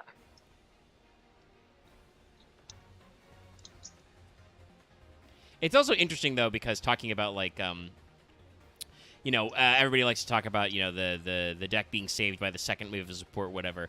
I think a lot of the Wei are in the second set. Technically, they're from, like, the next core set, Eternity Code. So it's really interesting that, like, they made sure to be like, okay, well, let's flesh out the other faction. They're not going to be as good, though. That said, there are a couple of, at least one dud in each of the other There's ones, one so card like, that... Yeah, there is a card that is usable in the Wei. And I like running it, personally. But it is not this man. This man sucks. No. And I kind of feel like he was... Although I do like his art. No, his art's good, but also this guy's an evil advisor. Look at his mustache. Well, he is not, and he actually isn't an evil advisor, because Wei does have one of those, and he doesn't have a card yet. True, but Wei like very literally does have an evil advisor. But this guy is like, this guy is either if we did a very weird Marvel crossover and Tony Stark was in Romance of the Three Kingdoms, or this guy looks like an evil advisor. Which No, is funny because, like we said, Omega, we're replacing this is clearly the red herring to the evil advisor. This is like, there's a traitor amongst us, and everyone looks at this guy. looks at the guy named Deceptive Jue Yeah. or whatever. It's like, meanwhile, so many years in the corner, I'm gonna kill you. It's like, yes, my boss, not great. Anyway, this is our intermediary here, the middle tier. Because funnily enough, the South faction actually, the guy representing Cao Cao, their leader, is their biggest man. As you said before, he's kind of the splashy one of. Well, yeah, he is the main character, as I said. Yeah. So Yeah. it makes sense that he's like the technically the biggest Bungulis, I think, like Yeah. one of the bigger Yeah, bosses. the place fell apart without him. But this is Oh, yeah. fearsome Zhang Yuan, who is Zhang Liao, also known as Wen Yuan. And he's supposed to be demon-themed. But also, I kind of get Spider out of this. He is lion-themed, I believe. Yeah, honestly, I mean, some of these are clearly demon faces, but it's like that the thing on his chest could have been a lion. Don't know what the artist meant by this. Also, there's this constant thing of like all of them have this the phoenix feathers raining down effect. Well, it's because the phoenix is very clear. Yeah, I'm sorry. I just had a Jello is just a flashbang random bird, in by my the way. own mind, recalling all the dumb fucking English dub from Dynasty Warriors 3. 2 and 3. Cowpea. My lord, you need to escape. Ah! Let's see. Hold on. What year was that? 2001. Yes, Well- I was thinking. Well, of that Dynasty time. Yes, Warriors early 2000 dubs are 2. bad. Dynasty Warriors 2 is was a PS2 launch title. Yeah. But But yeah, Zhang Yuan sorry. here, Herald of the... I like, by the way, they call him Fearsome Zhang Yuan in English. His name in Japanese is just Herald of the Warring Flower. Yeah. Takes a He's little kind of sauce out another there. character that's like he's cool, but he's not that important. yeah, He's just kind of vibing. followed Lu Bu, then joined Cao Cao, Yeah. almost killed Sun Tuan. And it kind of makes sense, because he's kind of in the middle stat-wise. Like, this guy's a level 6, and I think he's the only level 6 we've had so far. So, like, he's not the biggest, but not the smallest. He's 23 2K. He does say all other Ancient Warriors you control can't be destroyed by battle, which can be a helpful effect to get in there. Speaking about, random things that Tenpai does that gets very funny. And then you use each of his effects once per turn. At the start of the damage step, when your Ancient Warrior monster battles an opponent's face-up monster, special summon this card from your hand. If you do, your opponent's monster loses 1,000 attack, so he's a very funny battle trick for OTKs. Also, if an opponent's card is destroyed by battle or card effect, target one card your opponent controls, destroy it. This card's alright. Oh, yeah, it's all right. Yeah, It's not great, Sorry, I but just like I had a- said, once... Funnily enough, Dallas, I played Tenpai in Master Duel, so when you said, oh, you play this deck kind of like a bootleg Tenpai, like, that just made the Tetris blocks in my mind lock in, and I'm like, I see it. You blind second, you summon some guys, you catch your opponent off guard. This is a card that plays into that strat. Is it ideal? No, but he's a very, very funny, I've forgotten the, Kalut. Very funny Kalut. so I'm just remembering because I saw his outfit. It was like, oh yeah, it's black and blue. Just remembering in the old Dynasty Warriors games, Zhang Liao just being his fucking blue outfit, and it's like, what's a Wei guy doing over here? 'Cause they were very color coordinated back then. Yes. And then Everyone later had matching games, they outfits. said, okay, fine. He will wear a black version of his blue outfit before he joins Wei. It just boggles my mind, some of the characters they chose for like to represent, because like this guy isn't even a very important character in a way. No, I honestly thought it was Like- going to be Diane Wei. I thought it would have been Dion or one of the Xiaoho brothers. Yeah. Well, like I those said, guys do it's- stuff. I'd have to double check, but Unfortunately, but the way guys seem like they mostly came out in the second wave, like I said. So it kind of feels like they planned this as like the wind and waters were the bulk of the archetype, and then it was kind of like, oh shit, we need some more card names. We're doing a second wave. That's how we do this thing. Throw those guys in. Who do we got? I guess it could also be because like half of the cast of Wei of the important people are also Cao Cao's cousins. Yeah. Yeah. So they do have Cao in their name. So it would have been confusing. To be fair, the Xiahao brothers are also cousins of Cao Cao. That is Or also Cao Cao. true.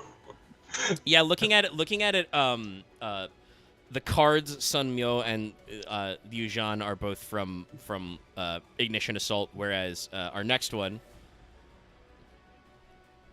the big boy himself, will paste. Are we pasting? We're not pasting. Yeah.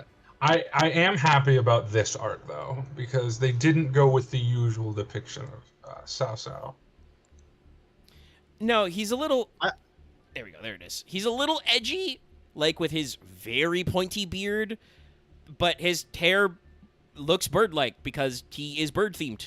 He's Phoenix-themed. Yeah, okay. Doesn't look totally evil, which is a plus side. Yes. Yeah, this is Ancient Warriors, ambitious. So they. Which is fair. I mean, did they choose ambitious as a play on words about Nobunaga's ambition? Because possibly those two Maybe, compared a lot but I think it's just like they're in trying to fucking compress Muso it down games. in English because his name in the OCG translates as Great of the Warring Flower. Like they put a little respect on his name. Cao Cao and Nobunaga are two very similar people in terms of what they wanted to achieve. Nobunaga's another one that Japan doesn't know what the fuck to do about because, like, Japan's not really happy that Nobunaga, like, burned down monasteries and stabbed monks, even though those monks were dodging taxes.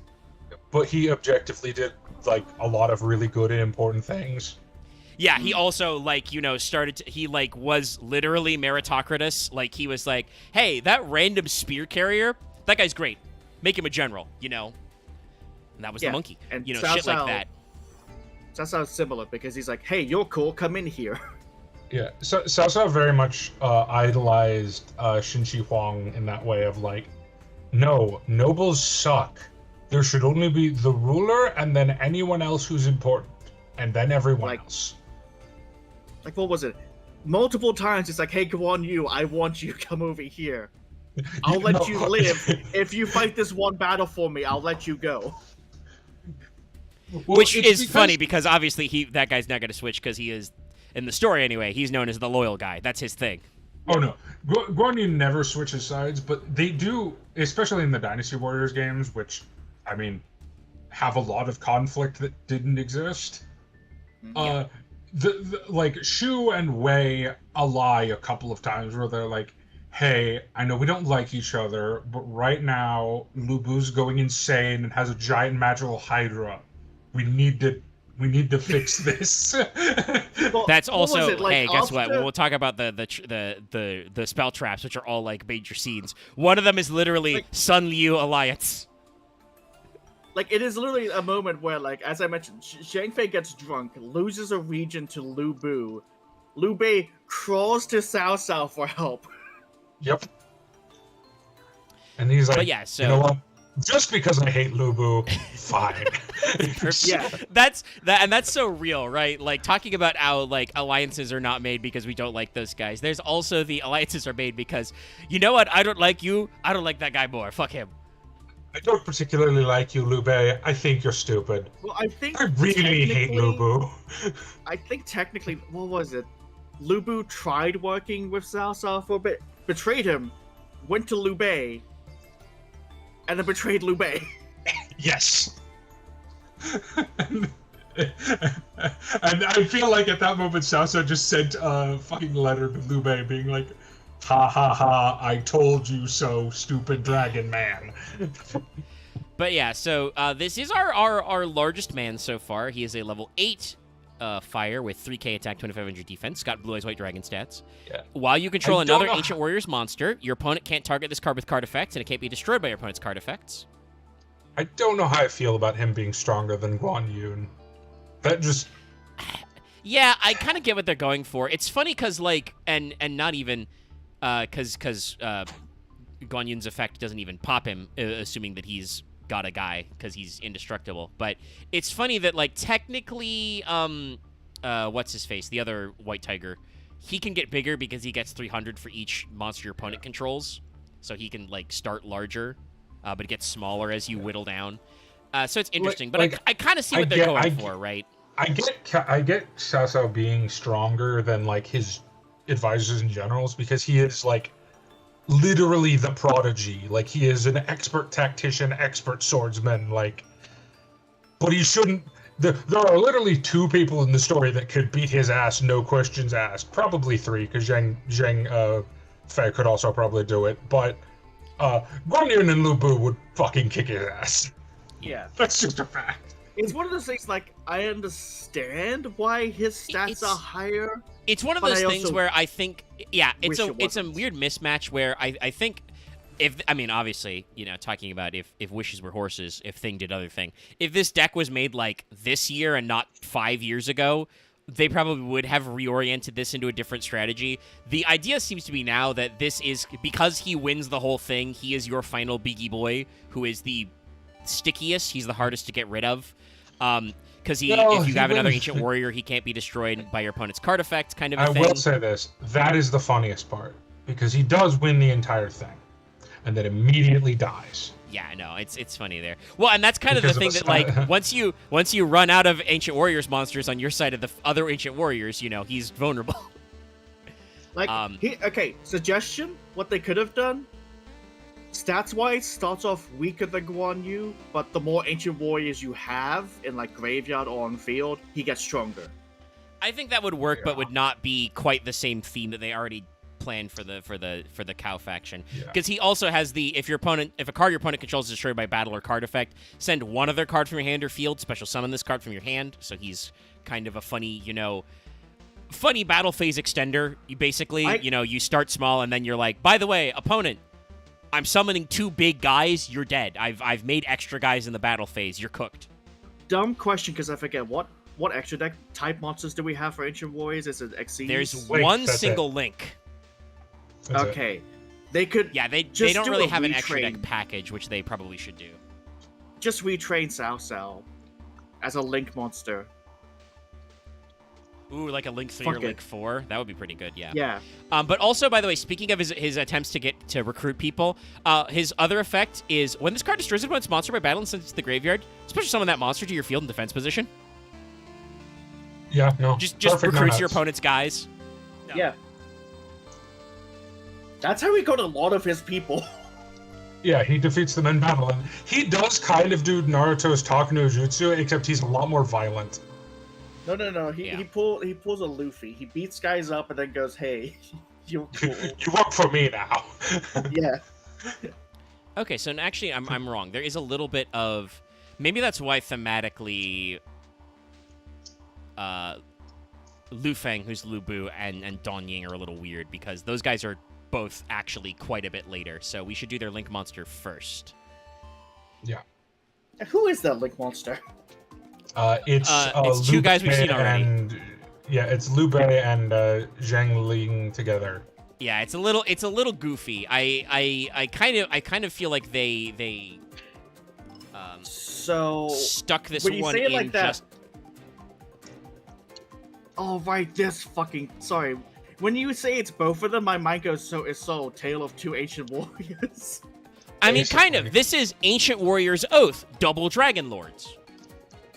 The name is a little better in Japanese. Literally, it's Allied Generals of the Warring Flower, Shuanglong, which is Soryu, so blue dragon type stuff. But yeah, it's just a weird case where they're like, it's the 2 of them double dragon together. I think, like I said, it's because Konami released this archetype literally at the tail end of Master Rule 4, so they were like, oh, not every deck needs a Link monster, and then they went, Oh, are all the Zodiacs are banned? Which would probably be the extra deck engine you'd put in this deck, like they eventually banned Trident and stuff. Because you do play some 4s. So, like, you don't have an extra deck engine, so they were like, So they made a Link monster that's literally the two guys together. It's another Wind. It's a Link 2. It's only got 1100 attack. It requires exactly 2 Beast Warrior monsters, including a Wind Ancient Warriors monster, so it's not generic at all. This card was released in 2020, so they were realizing the problems with generic Link 2s. Now, it does say, all Ancient Warriors you control gain 500 attack and defense, so it's actually 17, not 11, or 16. But it is very useful for their big effects. It is a Link 2 because, remember how I said earlier, I was talking about loyal Guan Yun and stuff? There's an interesting case where, like, because a lot of your card effects require you to control more monsters than your opponent, as you're extending, you're technically equalizing. So giving them a Link 2 to reduce the number of monsters you control by net of 1 can be important. But you can use the following effects once per turn. If this card's Link summoned, add an Ancient Warriors card from your deck to your hand. So it's another Searcher, another good extender. Quick effect, send 1 card from your hand or field to graveyard. Target 1 face-up card your opponent controls, return it to the hand. So it's basically literally just the 2 guys that are on this card's effects together. Yeah. Like it's a good card, but I wish it was cooler. It's a kind of strategy And, where, like, I a get why character. they put it out, but also, like, they should have gone harder on the links if that's the case. I am sure there are Or, other cases yeah, where they could have put them together. You know what they honestly should have done instead of having it be these 2? Just have it be the Peach Tree. The 3 brothers swearing allegiance in the Peach Tree. And I think there's room there for a Link 3. It's still Liu Bei and Guan. It's just instead of this guy, it's Guan Yun and Zheng Fei. And maybe they will do that later. Like I said, this archetype seems to get decent coverage. That is kind of literally that is the invincible flash card of the book. Like, yeah. But as I mentioned, they did get a couple of extra support boys later, neither of which are extra deck monsters. It's like they tacked on an extra deck monster which does something important to the deck but is not essential, and then they were just like, fuck it, we didn't do Lubu. Okay, I have a bone to pick with the Yu-Gi-Oh! Wiki. Go for it. So with Lubu, calling him, they have Lubu and the next card listed as independent. So calling Lubu independent, fine. Lubu fought for literally every faction at one point, except for Wu, I think. That, you know what, fine. You can't put him down into faction. The other character makes it very clear that this faction is literally just Imperial China. And I will say that may be the reason for that, Dallas, may just be that they haven't edited it because. So here's the time gap. I want to let everybody know about this. So this is Ancient Warriors Rebellious Liu Feng, Rebel of the Warring Flower Liu Feng. Rebel is a little generous. I would probably go with Betrayman. No, Rebel is just entirely wrong. Because I mean, he does he does rebel against his leaders in a certain sense. Well, no, because but like, I mean, I guess he rebels against Dongzhou by killing him, but like, that's no. Like I said, I think the language here should be different because he is not a rebellious guy. But like, he is is literally the opposite guy. side of a rebellion. Yeah, he's the opposite side of the rebellion. Like he crushes that's his initial like introduction, is him crushing parts of the Yellow Turban Rebellion. Yeah. But he is technically in the narrative the guy who is like, he's the Revolver Ocelot of the Romance of the Three Kingdoms. He's just, whose side is he on? I don't fucking know. Kind of a thing. And then they added the second dark guy, literally like another whole ass year after. Obviously, the wikis had several years to fix it, but it's one of those things where Savage Don Ying, as he is known, who is Dongzhuo, is like way, like, again, way later, so maybe they didn't get their shit together. If they release a third Dark Monster, they might have to actually fix their things, but yeah. Well, it'd the be cards are a Daoshan, little- if anyone, because Yeah. there's no one really else on their faction. But However, I must attest, God, this art is so good. no, this is for once again, in case you didn't pick up, because This it's is Lu Bu. Lu / courtesy name Feng Zhan. It's Lu Bu. Yeah. Do not pursue. And he is looking great. He's got dark feathers as kind of their theme going on. He's got the traditional like head thingy with the like the tails. He's got a baller ass red horse. Also, his animal theming should be horse. He is the horseman. He loves that horse more than his wife. It's true, but I guess giving That him means he loves it infinitely more than anyone else. giving him demon faces on his armor does kind of match his theme. And they also gave his horse little Oni horns, so like they're matching at least. They have matching outfits. No, I love it. No, Yeah. like Lu Bu is the biggest. Like I said, the three factions is actually in the Romance of the Three Kingdoms. Even though technically the Shu are the main characters, there's actually a lot of nuance and morality. Like, spoiler, one of the Shu people literally declares himself emperor at one point, and everyone else has to be like, no, we're still we're still fighting. You can't do that. And then I'll go to beat him up. But Lu Bu is the one character in the story who is unambiguously the villain. Well, and He's killing for fun. So, Liu Feng, Rebellious Liu Feng, is a dark beast warrior, level 8. He's our other level 8. He's only 28-22, but he also has funny conditions because he's got a can't be normal summoned or set, must be special summoned from your hand by controlling the highest attack Ancient Warriors monster on the field, even if it's tied. You only special summon Liu Feng once per turn this way. this does make the mirror infuriating. Yeah. And I think that's kind of the point. Like, I feel like this was Blazing Vortex. This was about a year after, in early 2021, when this came out. I feel like that's intentional. But it is so it's also so appropriate that the person who has the most power is the one who gets his allegiance. That's just so good. Yeah, and then further, once per turn, powerful. soft once per turn, during the main phase, quick effect, destroy one face-up monster your opponent controls with the highest attack of your choice of type. You can't activate monster effects the rest of this turn except Ancient Warriors. Once per turn during the end phase, if your opponent controls a monster with the highest attack on the field, even if tied, give control of this card to your opponent. He literally betrays you.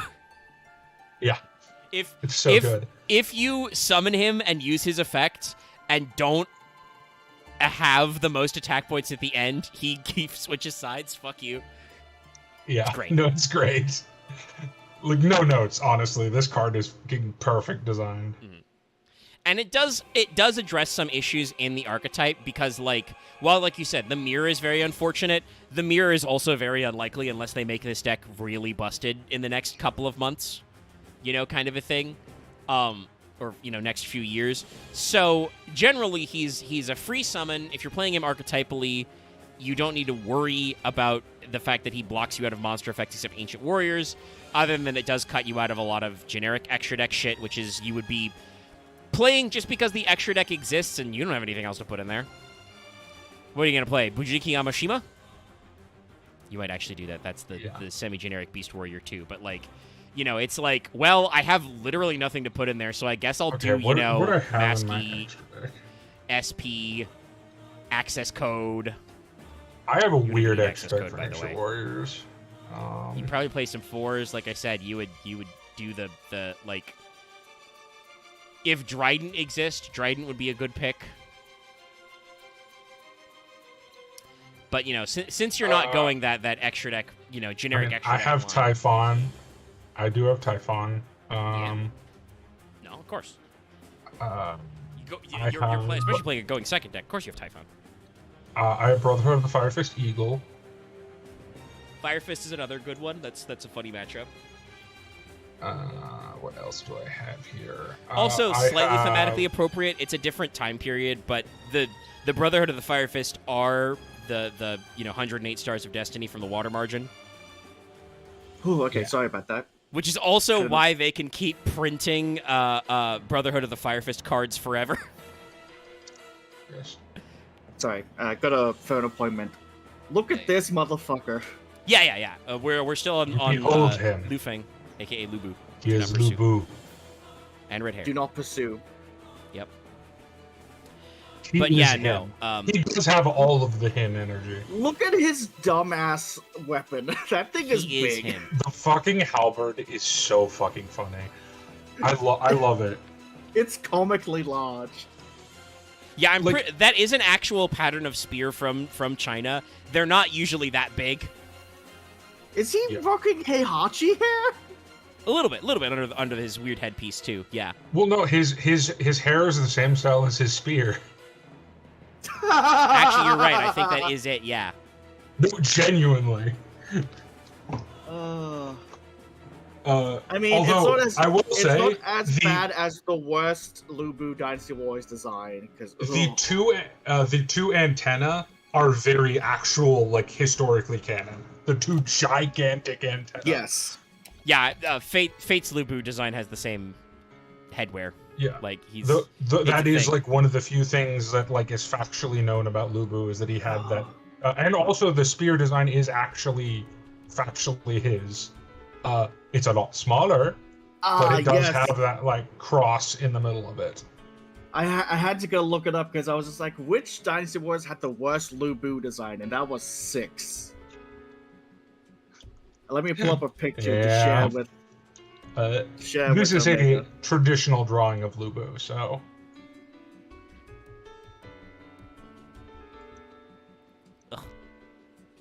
Yeah. So here's See, what I what did- Loth has shared with me. I didn't hate that one. Compared to the other designs, though. Okay, so here's the thing. In 6, it sucks. But there's Yeah. another game that uses the same design that I love because it's batshit insane. I mean, the armor's which not is the Dynasty- worst. The fucking Dynasty Warriors Strike Force. the Yeah, sh- Strike the shuriken spear thing that he's got going on is absolutely ludicrous. The armor's not the worst. His helmet does make him look a little dorky. Oh, the With fucking kind of the ridge fucking lines, but- shuriken helping, which they went, okay, that's stupid. Let's give it to his daughter instead. Oh Yeah. fuck. But for comparison, a 6 had classic some- interpretation. Problems. Also, shout out, you can see he's got a bow at his side in this too. Yep. Well, everyone used bows. Like, that's just a fact of the times. But yeah, so rebellious Yeah, spoiler. Rebellious Lu Feng is a good card for the deck because he gives you another Oh, big it's the best Chungus to card in the summon deck. and has a way to get rid of your opponent's board, which is good Oh. because you're playing an OTK strategy. Yeah, it's a Fuck, I'm just not. trying to It's remember his, what was it, courtesy name? Feng. Feng Xiang, yeah. Feng Shen. Yeah, there you go. Thank you. The Phoenix. This guy has way more aura than Dynasty Warriors Dong Zhuo. Yeah, honestly, this guy has too much aura for Dongguo. Or no, God. Yeah, I posted the What- Magic card Dallas linked earlier just so you can see the comparison. yes, Like, no, that is the okay. proper way to represent Dongguo. You know what the worst thing is? I look at that picture, Magic the Gathering card. My first thought was, yes, Tag's ugly bastard. Yeah, no, literally. Quite very much, yes. So So this was a card that came out, like I said, like 2 years later. You know, this was early 2022, or mid 2022 in Dimension Force. Yes, Savage how symbolic. Dongying. His feathers are black. Yeah, same with Lubu or Lu Feng. Well, AKA Dong to be Zhuo, fair, who's also joining. I will say, it is very appropriate that those two are evil because they are like two of the only actually like fully no, you're the bad guy characters in the entire Yes. story. Everyone else, it's like, well, from certain points of view, there are certain things. It's like, no, Dongzhuo and Lubu are the villains. They're just the bad guys. And Dong Zhuo is kind of in the middle here. Savage Dong Ying. He's a level 6, 2200 attack, 1800 defense. He's also dark and has that purple theming going on. While you control a level 7 or higher Ancient Warrior, your opponent must pay 400 LP to activate a card or effect. So this is a tax dragon. Yep, which is effectively, well, that's why the Yellow Turban Rebellion started, is because Dong Zhuo was doing a little bit of the Marie Antoinette of like, I'm gonna have these lavish parties where I kill people and the peasants are gonna starve. Yeah, I don't think Marie Antoinette actually killed anybody at her parties. Speaking about That's true. historical, That's very true. He's violent. as far as we know, Marie Antoinette was actually quite sympathetic to the peasantry's plight, but she was Austrian, so the French hated her. That's true. I should say Louis XV. Yeah. All Several of the the Louis were very bad about it. But of course, they were French, so we cannot blame them. We must blame this Austrian woman instead. How dare she? Guillotine noises. I don't disrespect the French for their revolution, but I want to say that clearly I disrespect what happened afterwards. The reign of terror and you're perfectly valid to have a democratic revolution against your monarchy, but also some of those guys were just doing it for fun. Some of those guys were just going, obviously then of course Napoleon just sweeps in and is just like, yes. Anyway, I am king now. We're done with this now. I'm emperor now. The Pope doesn't put this on my head. I put this on my head. Which, to be fair, I also have some respect for Napoleon because that European system was not working. Talking about like, kind of because it's not exactly a great man theory because he did eventually lose out and get deposed like twice. But Napoleon was a rags to riches. He was a, son of an incredibly minor guy in Corsica, which isn't even in France, and came up through the French, army ranks, just happened to be a very, very young, guy trying to get through officer school when the revolution happened. And he was so respected and liked because he was smart. He had some amounts of personal gumption, but also he had a tendency to do the thing that people like, where when he was leading artillery formations and lightning attacks and shit, he would be in the thick of it with his men, Yeah. Yeah. There's a lot to hate about Napoleon. One over the hard minds of his soldiers. It's the classic thing of like, there's a lot to be upset about Napoleon. For Beethoven-esque reasons, basically tearing up the front of the symphony. But you know what? The guys Napoleon was fighting, the Austrians and the Hungarians and the Russians at the time, very stupid, very bad. It's very similar to Lenin. Like, it's a lot of parallels to the Lenin situation. It's like, yeah, Lenin did some bad things, but also, may I direct you to what was happening beforehand? It's like, we didn't get here for no reason. Yeah, the war between the Red and the White Russians, was it cool? No. The Reds and the Whites did some very messed up things. Should the entire Tsar's family get their asses killed? No, probably not. But the Tsarists were also not doing a great job running the country at the time either. No, in fact, they were doing, I think Russia at the time had the lowest living standard of even any discovered country. Like, they had lower living standards than a lot of the relationship to the serfs, to the rural Russian working class was super, super bad. And especially because, and to be fair, it's little not surprise that they did embrace it was his boyars, Well, no, I would say a lot of the blame has to go on Tsar Nicholas's father. That's true. That's also another classic. While Tsar Nicholas is an incompetent ruler, I think the best way I can describe him is an incompetent milquetoast nothing. Like, he's kind of like a waste of a person. Not really bad, but he was incompetent. Speaking about history, that's a thing that got a lot of guys was you have a dog shit dad, and then you're just kind of a guy. His father was a violent, racist, terrible human being. And that's Like- not just in Europe. That's gotten lots of dynasties historically, is you have a very bad, no good ruler, and then you pass it off. I think that actually happened to the Louis as well, speaking about France. I think it was it Yeah. 14 was like the giga excessive one who was like a control freak, and then, you went down the line, and then 16 ended up, and he's like, shit, man, I don't know what to do. I'm just going to party. I don't know what to do about any of this shit.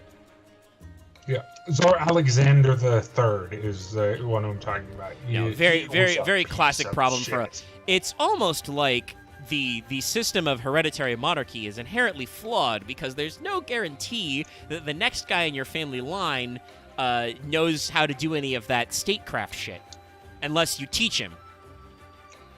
Yeah. I mean, I will say there's something to be said for like. incest. Well, that's the whole blue blood and that kind of stuff is a whole different problem. But also, like, I think there's something to be said for, like, we talked about like building institutions earlier. It's pretty easy to build continuity of institutional memory inside your own family unit. Hypothetically, you have access to that kid the whole time. But many monarchies did not do that smart thing with that, and we end up with a lot of dumbass stuff. You also can get dumbass stuff where you have you end up with the heir who's perfectly suited to take over the throne, but he's off doing fuck ass shit and gets killed, and then the guy you didn't think was going to take over takes over. Anyway, Democracy Slash. Savage Dong Ying. He's a tax dragon. Terrible person. He's a bad guy. He's a tax dragon. Pay 400 to activate a card or effect. He goes each of the following effects once per turn. If this card's normal or special, add a level 7 or higher Ancient Warriors monster, or an Ancient Warriors can use a spell trap from your deck to your hand. So he is a specific searcher. This does read ad Lubu. Yeah, I mean basically, because it turns his effect. You summon him, and then you add Lubu. You summon Lubu because hopefully you control the strongest Ancient Warriors. Your opponent is now taxed, and also Lubu is a quick effect pop. Yeah. If a monster is sent to your opponent's graveyard, except during the damage step, target a card in your opponent's graveyard, banish it. If you do, draw a card. That, by the way, is a great effect. Yes. The main thing is just if it's except during the damage step, so it's only when you're doing effect pops, not battle stuff. But chainable DD Crow type effect and a card replacement, pretty good, pretty good. I think, honestly, the fundamental thing that this doesn't solve with the deck, and we'll see a little bit more about their strategy with their continuous spells, which we haven't talked about, but the primary thing that holds this deck back, I want to say, is just for a Tenpai type, what turned into a Tenpai type strategy, I should say, because I don't think they intended it that way in the start. I do think this deck kind of feels like a... This also predated Denpai. Yeah. It feels like the original attempt was to make a deck that prefers going second but can also go first. Like, it seems like it has a lot of board breakers and works better on the rip. The problem is that they have a few too many little guys who don't do anything on normal summon. And they don't have a lot of free extenders in their monster lineup. So your goal is to make a handful of really big guys and, like, pick apart your opponent's board in OTK, probably. You do also have some quick effects, so you could build a big board and then not allow your opponent to, like, if your opponent outpaces you ever, you're just like, okay, I'll kill you. But it's still not cohesive enough, you know? Yeah. Yeah, no, Dongzhou is, he's hilariously good. Yeah, by all accounts, this reads, compared to some of the other guys we read, this card reads great. This is a great entry into this archetype. It is not the one-card silver bullet that a lot of archetypes get, you know? Yeah. So, but they do also have a strong, continuous... fun fact, he also did the one thing that, like, a lot of people were, I'd say is the sign of, like, the ultimate despotic ruler. So in order to make money, he melted down a lot of the imperial statues at the time and just turned them into coins. You gotta be careful about that one. So, I mentioned before, you've seen it a lot. Ancient Warriors also have a really strong aspect of continuous cards with spells and traps. These are usually subtitled Ancient Warriors Saga, so you will see a few of these. This is another thing that's kind of like, especially with as the game gets newer and kind of the design space changes, like Ancient Warriors, you probably are going to have a hell of a time board breaking into a Ryziel Detonator because you're all continuous cards. So Detonator just goes, die, die, die, die. I'm out of material. Reload me. You know, Die. Die some more. But, like, this is a deck that, like, it's a really cool concept, but it also means they're vulnerable to interruption just because of the way continuous cards work. But it's very interesting, and I wouldn't be... It's the kind of thing where, like, I could see them revitalizing it, and like we said, there's a shitload of famous people they don't have yet represented that they could put into this. Sima Yi, By the way, that could be a thing, like, totally with Sima Yi, like, obviously should be fire, but you could also make Sima Yi a different attribute and to represent, you know, kind of like... No, there already are a couple darks. I would say light or earth to represent kind of like the ultimate winning, you know, establishing the new dynasty. Kind of a thing. What is pretending to be sick? What element is that? That could be earth. So, honestly. hey, remember Dallas, how we mentioned the bridge? Yeah. Yep, here it is.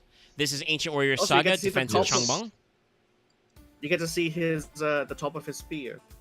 Yeah, that now that you see the hook, it makes a little more sense. I still think that like the most of the when I looked up the snake spear, most of them are like modern replicas of an artistic idea, but this makes a little more sense. It's very funny that it's like this style did exist, but I will say I think this is literally different than to what's on his actual card. I think the art's drawn a lot cleaner. Yeah, I also want to say the artist kind of missed the point. It was called the Snake Tongue Spear because, like I said, there's supposed to be a dragon or a snake at the head of the spear that the blade comes out of like a tongue, not two tiger paws holding the blade. I guess there's like a tiger tongue on it now. Because there's like a tiger head and then there's a little wiggly, but it's a little weird. No, Omega, obviously it's because cat got your tongue. Of course. This is a continuous trap that says, if your Ancient Warrior monster battles, your opponent can't activate spell or trap cards until the end of the damage step. It's an Armades effect. Turns all your Ancient Warriors into Ancient Gears. There's the crossover we need. We need to mechanize the Ancient Warriors and make them Ancient Gear Warriors. You can use the following effects once per turn, and only once that turn. At the start of your opponent's battle phase, send this face-up card from your spell trap zone to the graveyard. Your opponent can't target Ancient Warriors for attacks, so it's like rise to full height type bullshit. Neener type stuff. This card is very funny. Yes. Also, when your opponent's monster declares an attack, you can banish this card from your graveyard, special summon Ancient Warriors from your deck. That's a really good effect. It's way too reliant on your opponent monster declaring an attack. Like, they're going to see this coming from a mile away. Yeah. But for a deck that normally wants to go second, giving them this kind of tool is like, well, your opponent made you go first. What are you going to do? Well, I'll set Defensive Changban, so I'll build a board, and then if they try to go battle phase, I'll just be like, no, you don't. Nuh-uh. Like, it's not bad, it's just not great. Like, I would say it's more usable of the two spell traps. Like, I have used this card. Mostly for its second effect. Yeah. The graveyard one, I find that to be much more useful. Yeah, I mean, like I said, your opponent's going to see it telegraphed from a mile away, but special summon from deck is really good. Yeah. So next, we also just talked about this. This is Ancient Warriors Saga, Sun Yu Alliance. So this is, I think in this case, them talking about allying, but... Well, this is Wu and Shu. Yes. Because that's Song Quan. With his purple king hair. Oh, okay. Wait, actually, this is two people of the same faction. Wait a minute. No, so, notice the shadow in the foreground. Kong Ming is somehow just off camera. Yeah, we see the... Hey, so weird. we should really fight this battle of Red Cliffs. Yeah. I got a good feeling about it. This is a continuous spell that says if you control Ancient Warrior monsters with 2 or more different attributes, which is, the alliance of the different factions, declare 1 attribute. Your opponent can activate the effect of monsters they currently control with that attribute until the end of this turn, even if this card leaves the field. That's a really good effect. That's just Arch Nemesis Protoss type shit. Very funny. We like that. If your opponent special summons a monster or you activate an Ancient Warrior's monster effect, you can make all Ancient Warriors gain 300 attack for each Ancient Warrior you control until the end of the turn. And good. That is honestly the best. More. That is honestly the better effect. Yeah. Because like as cool as the lockdown is, you mostly just want to make everything big. So smash. Also, by the way, this is very funny. In the English translation, this is the card that technically, the spell card anyway, that technically has the longest effect text. It has the most words and characters. Yeah. And yet, this isn't the card that they show to people to make them explode. This isn't one of the staple spell traps. This is just cool. No, but it has a good effect, neat. yeah. Like, this is maybe a one of... It's in a similar vein to Xiao Xiao, honestly, of like where it's like, you can put one of this in the deck, and I wouldn't look at it. And most of your continuouses are pretty searchable, so... Yeah, well, there's one that's a 3 of. There is one continuous that is a definite 3 of. Yeah, I think I know which one that is, but we'll get there when we get there. I would say there are 2 now, personally, but that's not a universally accepted opinion. This is another one that should probably the art's depiction should probably be a little easy to tell which one's supposed to be. This is borrowing of arrows.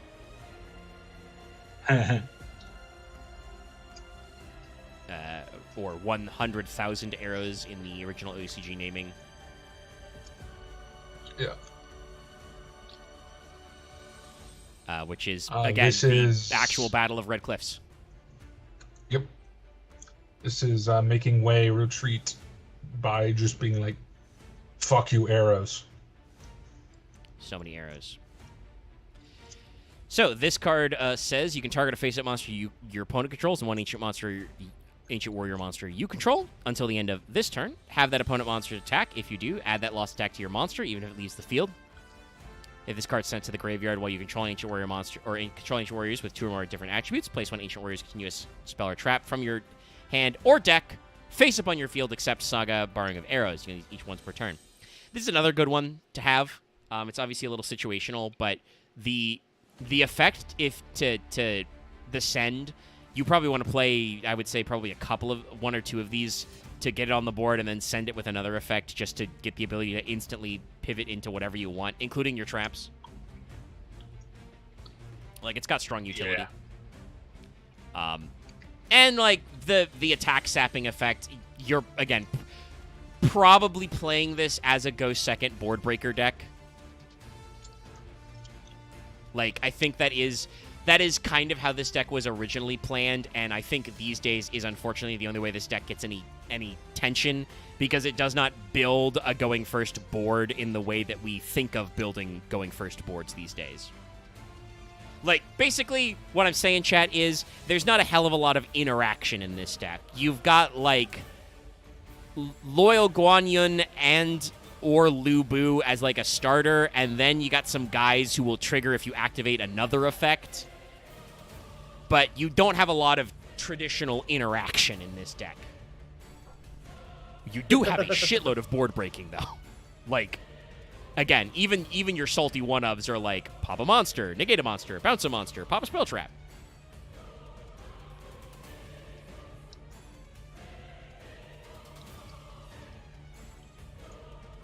Dallas, what are you doing over there? What? Your mic is picking up noises. Oh, I was watching a video. Sorry. Weird. It sounded like you were eating or doing something. Oh. Nope. My bad. Actually, I have to step away for a moment to take a phone call, so I'll be back. Yeah. Yep. So this card's bad. Yeah, I mean, like I said, the attack modulation effect is not super strong. I think playing like a one of for the cycle effect is good, but then you have the argument of like, just play those cards. I guess I would say this card would be better. This card, I've lost its name because I'm pulling up the next card already. Borrowing of Arrows would be a better card if your trap cards were better and placing them face up did something more. Like, this isn't the worst spell trap we have. We'll get to that eventually. But it's pretty not good. The next one, though, I think is one of the critical ones, if I remember correctly. 3 visits. This is the bread and butter. Yeah. This is the universally accepted 3 of. Yeah. It talks about the 3 visits, traveling to the Thrice Cottage to get Juling. Yeah. Spoiler, in Romance of the Three Kingdoms, the number 3 is important. I use it a lot, yes. But, this card says, during your main phase, if you normal or special an Ancient Warriors monster, target one of those monsters, add an Ancient Warrior with a different name from your deck to your hand.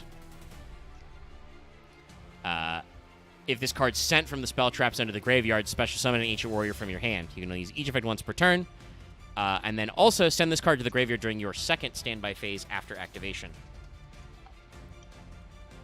So you do only get to do it effectively, 3 times. Because it's your second standby phase. But usually it doesn't still last that long, so it's fine.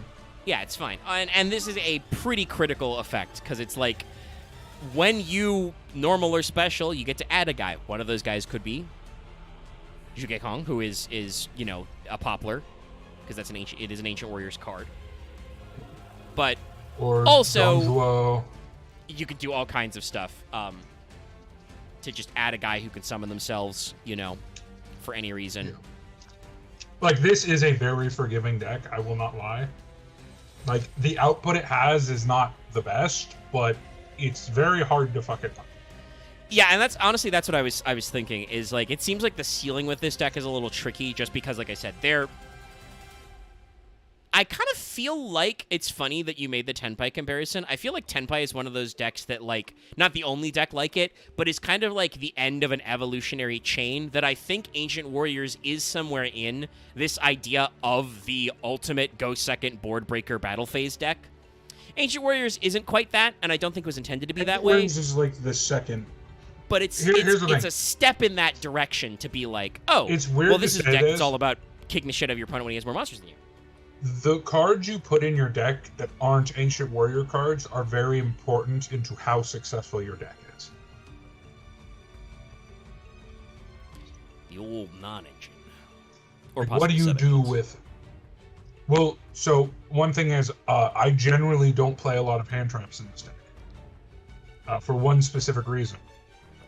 If you activate a hand trap, you cannot activate Lubu.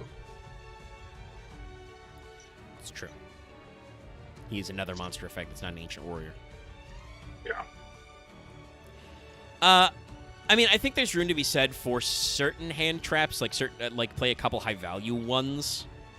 Honestly, it's sad. A lot of the hand traps I play are the Saki one-ofs that, like, kill a deck dead.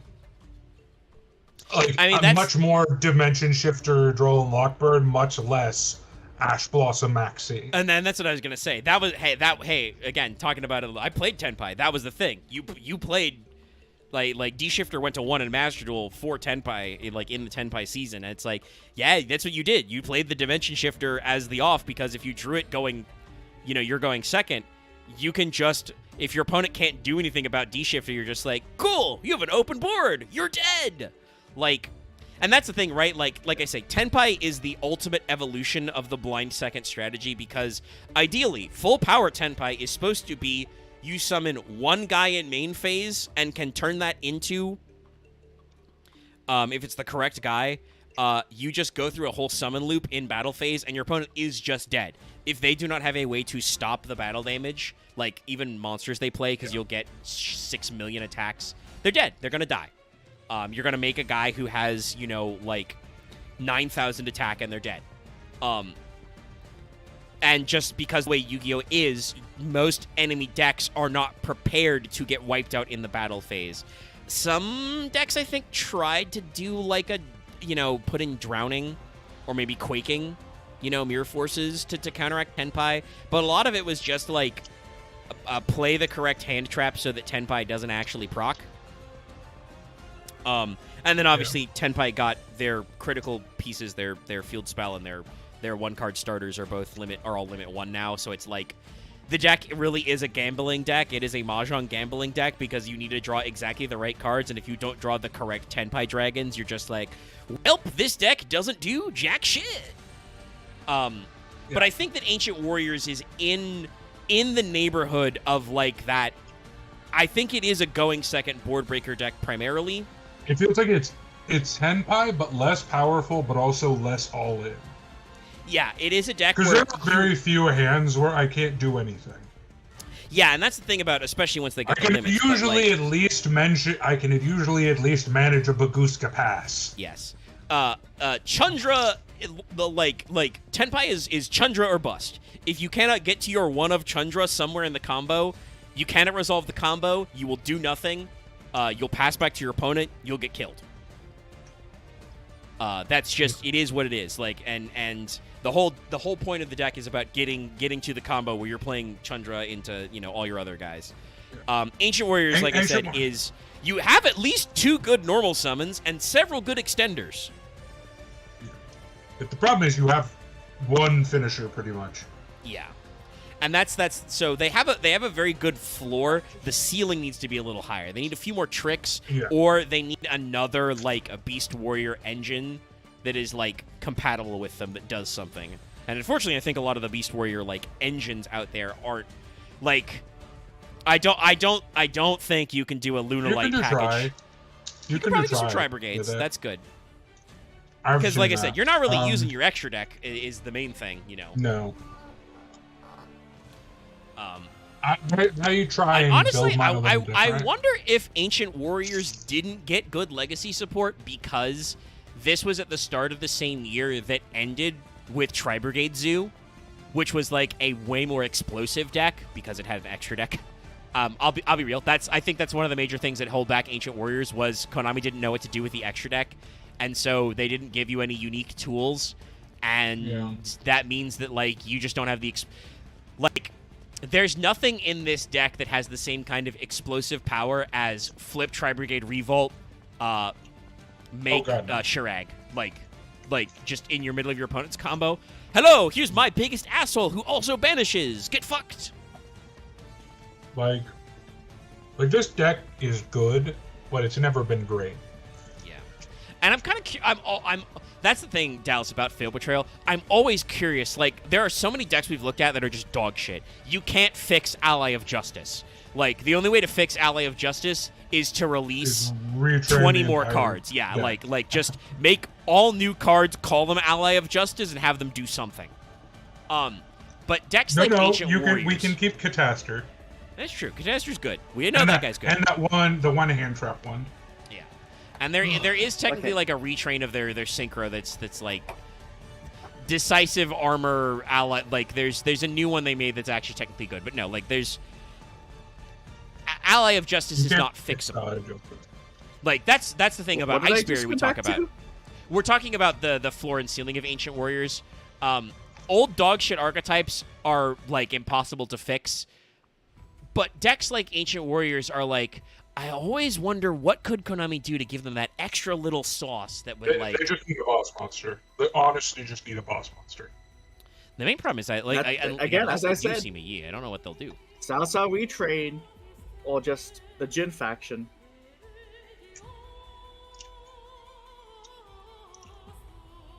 They should go back further in time and do like the yellow turban guy. As an Earth archetype, but make it so that you summon him to your opponent's field.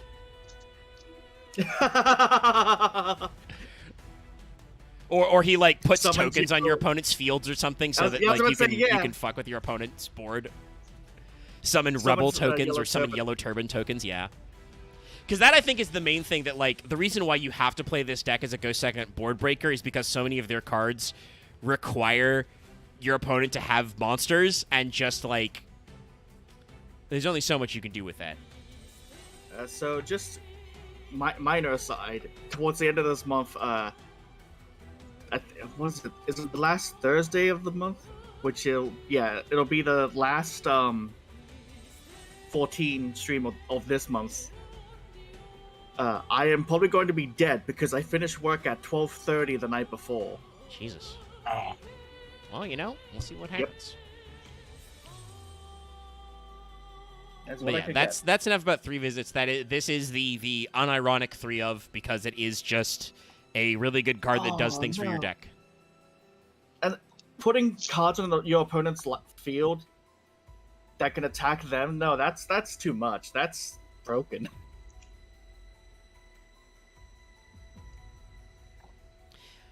I mean, I think there are interesting things with redirecting you could do. Chat talking about making an archetype that you put in your opponent's field that can also attack your opponent. I think there could be cute things about redirecting, but no, like, generally, I think this deck would be a lot better if they had, like, an Ibli type thing. Like, even if it's just, give them a monster that's an ancient warrior that, like, it doesn't have to, like, fully floodgate them, but is just, like, annoying to get rid of. Like, make it like a level 3 or a 5. Actually, no, 5 doesn't work anymore because of K9. Make it like a level 3 or something, and they just, well, what are they gonna do?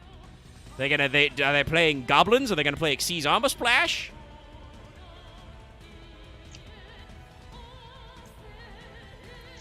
Yeah.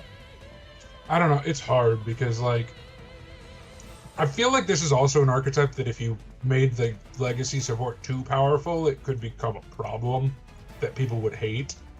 Yeah, it's got some stuff you want to be careful about, but I think mainly just giving them a good way to build a more interactive board turn 1, and then also just again giving them a little more extra deck payoff to, like, guarantee. You could just go full Dynasty Warriors with it and have Orochi be the. Oh god, no! The main deck boss.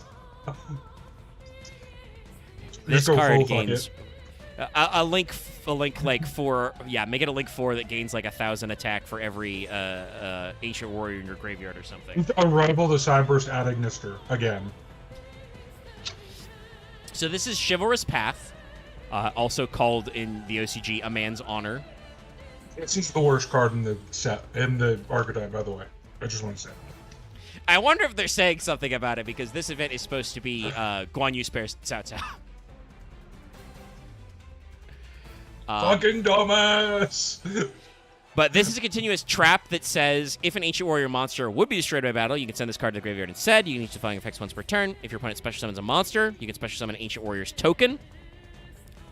When a card or effect is activated on the field, banish this card from your graveyard, negate the activation. Targets an Ancient Warrior monster, I should say. So the graveyard effect isn't bad. The rest of these effects are just so... card. Yeah, the rest of these effects are just so boring. Like, oh, if it's destroyed by battle, send it to graveyard instead. Okay, cool, who cares? You're already going to send it to graveyard for cost. And then, if your opponent special summons a monster, you special summon a token, you don't want that. That's actively bad for your deck. This card is literally... And I think this is why I said earlier, I think that borrowing of arrows would be better if there were better continuous traps for you to, like, set face up. Yeah. By removing like, it. The Changbang Pass one is fine. It's not great, but it's... But as a continuous trap, you're probably playing it as a gimmicky one-of. Yeah. So do you play Borrowing of Arrows as a second gimmicky one-of to get into your other gimmicky... Yeah. No, you don't do that. Play better cards, you know. Yeah, I do play... I will say this. I do play a gimmicky one-of for the Changbang Pass. I like that card. I know it's not optimal. I don't care. Listen. This is the beauty of playing a deck that has lots of card names. Like, there are some decks where you don't have lots of card names. Again, this is why I find Malice boring. Malice, you have to play every single Malice name at least one because you just don't have enough fucking cards otherwise. And I don't want to play even more hand traps because I am personally really tired of drawing Balatro hands. I know that's a me thing, but I'm tired of it, so I play Yu-Gi-Oh differently. I'll say this: the way I build Ancient Warriors would make it's a very mean deck. So I run 3 Ultimate Slayer main deck. Well, if you're going second, Yeah. nah, get him. I run 3 Triple Attack main deck. I run 3 Thrust main deck. I run 3 Droplets main deck. Hell yeah, no, your opponent, no, those are all, I mean, you're basically, once again, Dallas, you're basically describing how, especially once they started limiting cards, I played Tenpai. It's like, yeah, of course you played Droplet. I run 2 Droll and Lock main deck. Like, of course, get in there, you know, whatever, you're going, Also, you're why planning is on Lightning playing Storm second. at 2? I don't know, it's weird. I guess it's because it's like either, but also, like, Lightning Storm's so limited. It's that weird case of, like, Feather Duster still can't go above 1. Lightning I think Storm that's fair. is why casual players should not have opinions about banned cards. Lightning Storm at 2 is literally that. No, it's the only reason I could ever see is casual players being like, yeah, but it feels bad.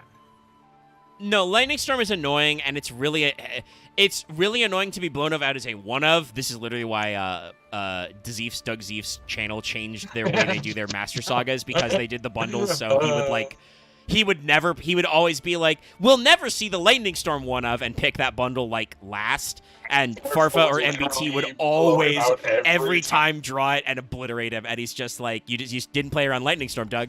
It's just like, ah. It's like Doug forgetting about Hebo. But no, Lightning Storm should probably be at 3 because it is a card that is situationally limited. You cannot play Lightning Storm from an advantageous position, and Raigeki is allowed to be unlimited because just blowing up all your opponent's monsters is not impactful enough these days. I can see why not Feather Duster to more than 1, because for the reasons why you've objected to Feather Duster in our Prog format, Dallas. If you're playing an Oops All back row deck, options are good, but also it really sucks to get your whole back row. I have a hot take, maybe. I think in modern Yu-Gi-Oh, Feather Duster to 3 is fine. I'd love to see them experiment with it. Here's the thing. I think in basically Yu-Gi-Oh up to when was Master 05 came out? 2020. I think until 2020, I think Feather Rule is just not okay. Also, fully enough, I That's believe my that is hot when they take. finally unbanned it. So we'll see about how to It's handle that in literally our my hot future. take is like, I think in modern Yu-Gi-Oh, it's such a fast game. Put it to 3. I don't give a shit. I think what they're gonna before- again, talking about the TCG ban list, what weird stuff they haven't done. Master Duel and the OCG both have Heavy Storm at 1. The TCG should just put Heavy Storm back to 1. I agree Because with I know that, they're worried but about stuff, but it's funny.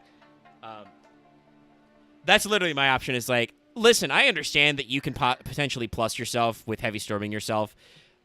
The decks that do that are going to be few and far between. It's much funnier to bring Heavy Storm back because it's another card I'm that's just gonna like. quickly review the ban list of Master Duel and see which of these are stupid.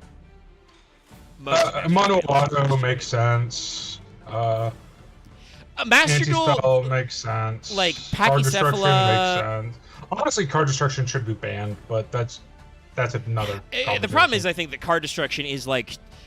Card Destruction is too integral to the decks that play the one of Card Destruction to actually I'll say kill. this. I'll say here's another Yu-Gi-Oh hot take. I think main deck cards should either be banned or unlimited. Because I think having them at limit 1 creates more unfun game states.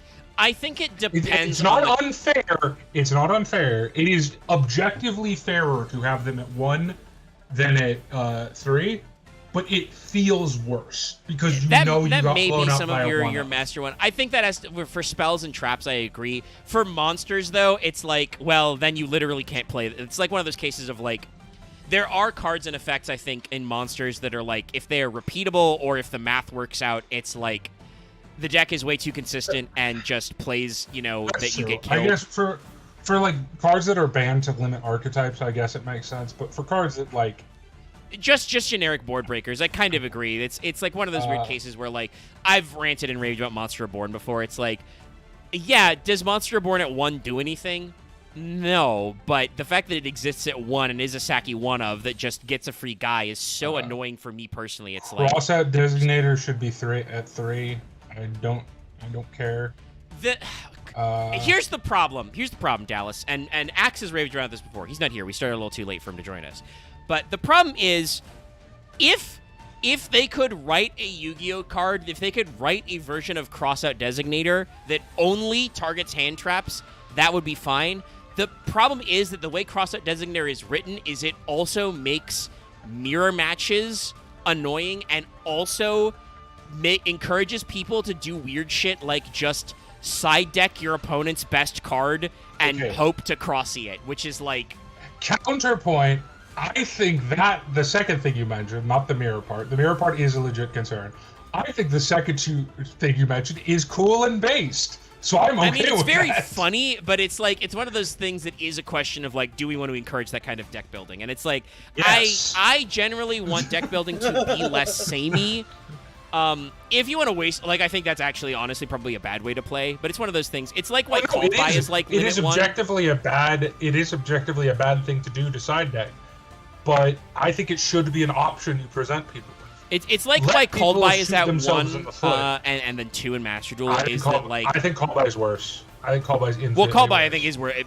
Cold Buy is a much better card than Crossout Designator, yes. So it's much worse to get hit by. But that's the thing of like... That's another card that like... If that card just activated in response to your opponent discarding a card from hand, like if it just responded to hand traps, it would probably be okay. But you can also use it to snipe graveyard interactions, which is also super... I mean, I've used it that way all the time, but that is... Oh, yeah, 100%. But I'll say this. Called By to me, Crossout to me, the weird shit you can do, like, the mirror match thing is a legit complaint. I recognize it. But the mirror match shit you can do, you have to sacrifice your deck construction and consistency so much that I think that is a completely balanced option. Like, you are playing unoptimally to do the funny. And I think... Historically, I think in the OCG, Crossout went to 1 much faster. It was released earlier, but also went to 1 much faster. Because in the OCG, what people were doing was instead of playing the full suite of hand traps, you played like 6 one-of hand traps just to cross out them. And everybody was doing it. The TCG didn't do that for a lot of, like, literally years. Like Crossout Designator was at 3 because it was a bad card. Because there was no card that was as good as Max C to snipe. So you weren't using it that way. Here's the thing. I played Crossout in literally every deck, and I occasionally played things that were meta-relevant, and I loved it, and it was so fun. Like, I remember I had Crossout on... what was it? It wasn't Verte Anaconda, it was the one that goes into Verte. Orphis Scorpio, I think? Yeah, I had Crossout Orphis Scorpio as a package in my deck. Yeah, just in case people tried to DDP me.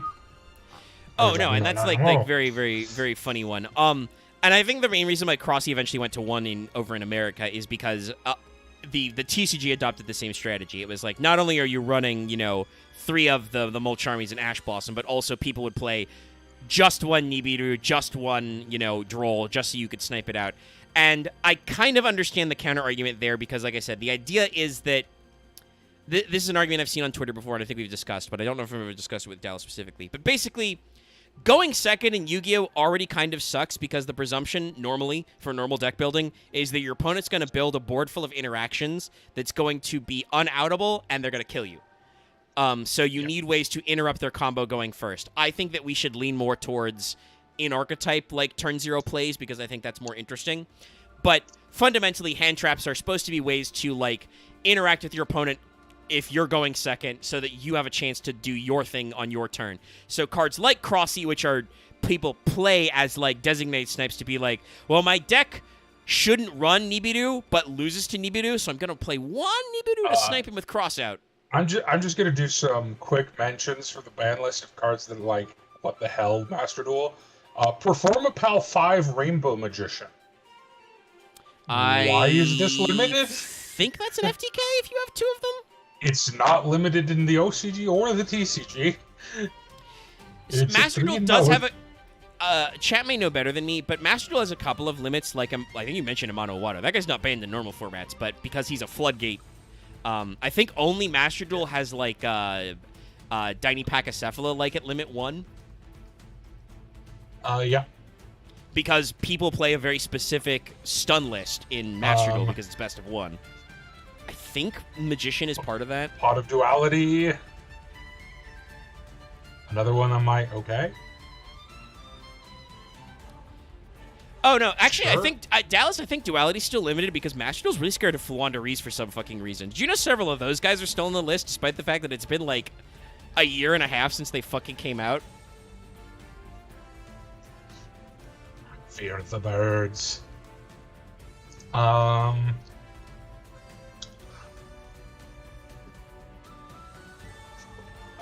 What else is hilarious? Oh, while Dallas is looking, we should actually. This is East by South Winds. I completely forgot I put this on screen. Oh, sorry. This card is garbage. It's Zhuli Lang summoning the winds. You must send this card to the graveyard during your second standby phase. Once per turn during your main phase, toss a coin. If the result is heads, send this card to the graveyard. If this card is sent from the trap to the graveyard, activate this effect. This turn, your opponent can't activate cards or effects in response to your Ancient Warriors until the end of this turn. All Ancient Warrior effect monsters gain the effect that when this card declares an attack, destroy one card your opponent controls. Yeah, this is stupid. This is a card that, once again, if this was designed in like 2023 or 2024, there would be no coin flip. This card would just have an effect to destroy itself and then also do all that shit. It's just way too weird. Don't play it. Okay, found some more. Why is Parallel Exceed limit 2? What are we doing? Well, because much like, I mean, it probably, I think it's 2 right now because of Malice, because it is a card you play in Malice. Parallel Exceed is a card that if you limit 1, it literally doesn't do anything. It's like Destiny Hero Malicious that way. But at 3, it's too much free link material. Which is not, by the way, limit anything in Master Duel. Oh, Malicious? Yeah, I mean, that guy's gone to 3, I think, also in the TCG and OCG for a while. It's... Fun fact, if we stopped making DPE, so Malicious doesn't matter. Nightmare Corruptor Ebly is banned in Master Duel. Yeah, because she's a floodgate. She Not locks touched your in opponent. any other format. Again, Dallas, you got to remember, Master Duel's doing the correct thing. They're a best of 1 format, so they've adjusted their ban list accordingly. That's Ebly true. is, if you're not playing a Link deck, is just you can't access your extra deck. So they banned her. In my opinion, the largest crime, I do not care, because the deck it enabled was hilarious, and the only reason they banned it is because they were getting memed on. Because there are other FTK decks that are still in the game and perfectly legal. Phantasmal Lord Ultimate Bish Balkan. Yeah, I know. I think Bishbalkin was just because people clip farmed him. I do not care. It is hilarious. There's Justice for much Bish other Balkan. ways they could do that. Because, as I mentioned, literally limit 1, Supreme King Dragon Starving Venom. A card that just FTKs. Wow, Wind Up Hunter is still banned. Well, it's because they have Zenma, the carrier, unbanned. Oh, It's right, OCG right, style. right. I forgot. I Wow, don't know somebody's I don't know in this world if, like, in the world we exist in, that you need to actually do like the wind-ups. Like, are people actually going to be able to hand loop these days? Never mind, there are other decks that get your ass, but it's one of those things that I'm like, I don't know though. I don't want to encourage hand looping, you know. The funniest band I personally think that I find this band hilarious in both the TCG and Master Duel, because it's at 3 in the OCG, which is Appointer of the Red Lotus. That is the funniest band. Yeah, I mean, I don't necessarily super like a pointer, but it's also like a really funny one. I don't know why it is that way around. I think the Anyway, TCG correctly sorry. values hand knowledge. Sorry for my distraction. Yeah. Anyway, this is the other one that came out in Defo, Dimension Force in 2022. Deception and Betrayal. So this is a later saga. Yes. This card is very. This is the card I argue for 3 of. Warring Flower Saga, Betrayal of Forged Edict. During your main phase, you can special summon an Ancient Warrior from your hand. If you do take damage equal to level times 100, this is pretty mission critical. You can send this face-up card from the spell Trap Zone to the graveyard, target an Ancient Warrior monster in the field, change it to any attribute. Then if you target an opponent's monster, take control of it. You only use each effect once per turn. So it gets Lubu back, and also just lets you change your attributes to get your effects that require you to control more attributes. No, actually, honestly, Dallas, if people are not playing it, there's a 3 of, they're smoking crack. Just during your main phase, you can special summon an Ancient Warrior from your hand. That's great.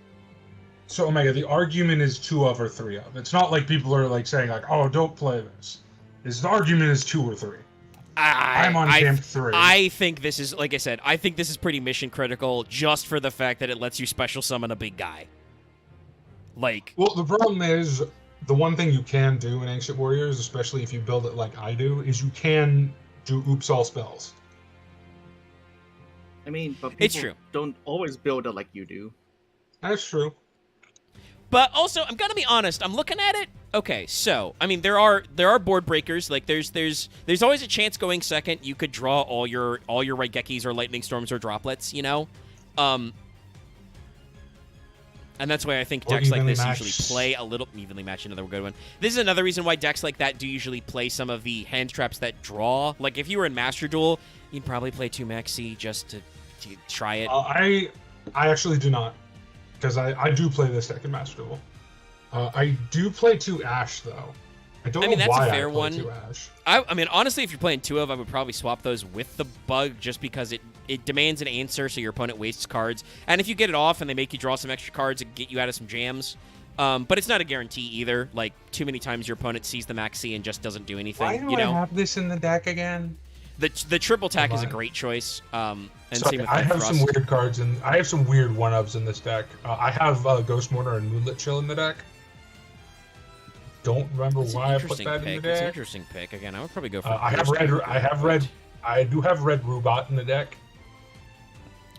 But like looking at it, it's like 3 visits, mission critical. Deception and Betrayal, mission critical. Yeah. Maybe you play here's the thing. one of Sun Yu and one of defense.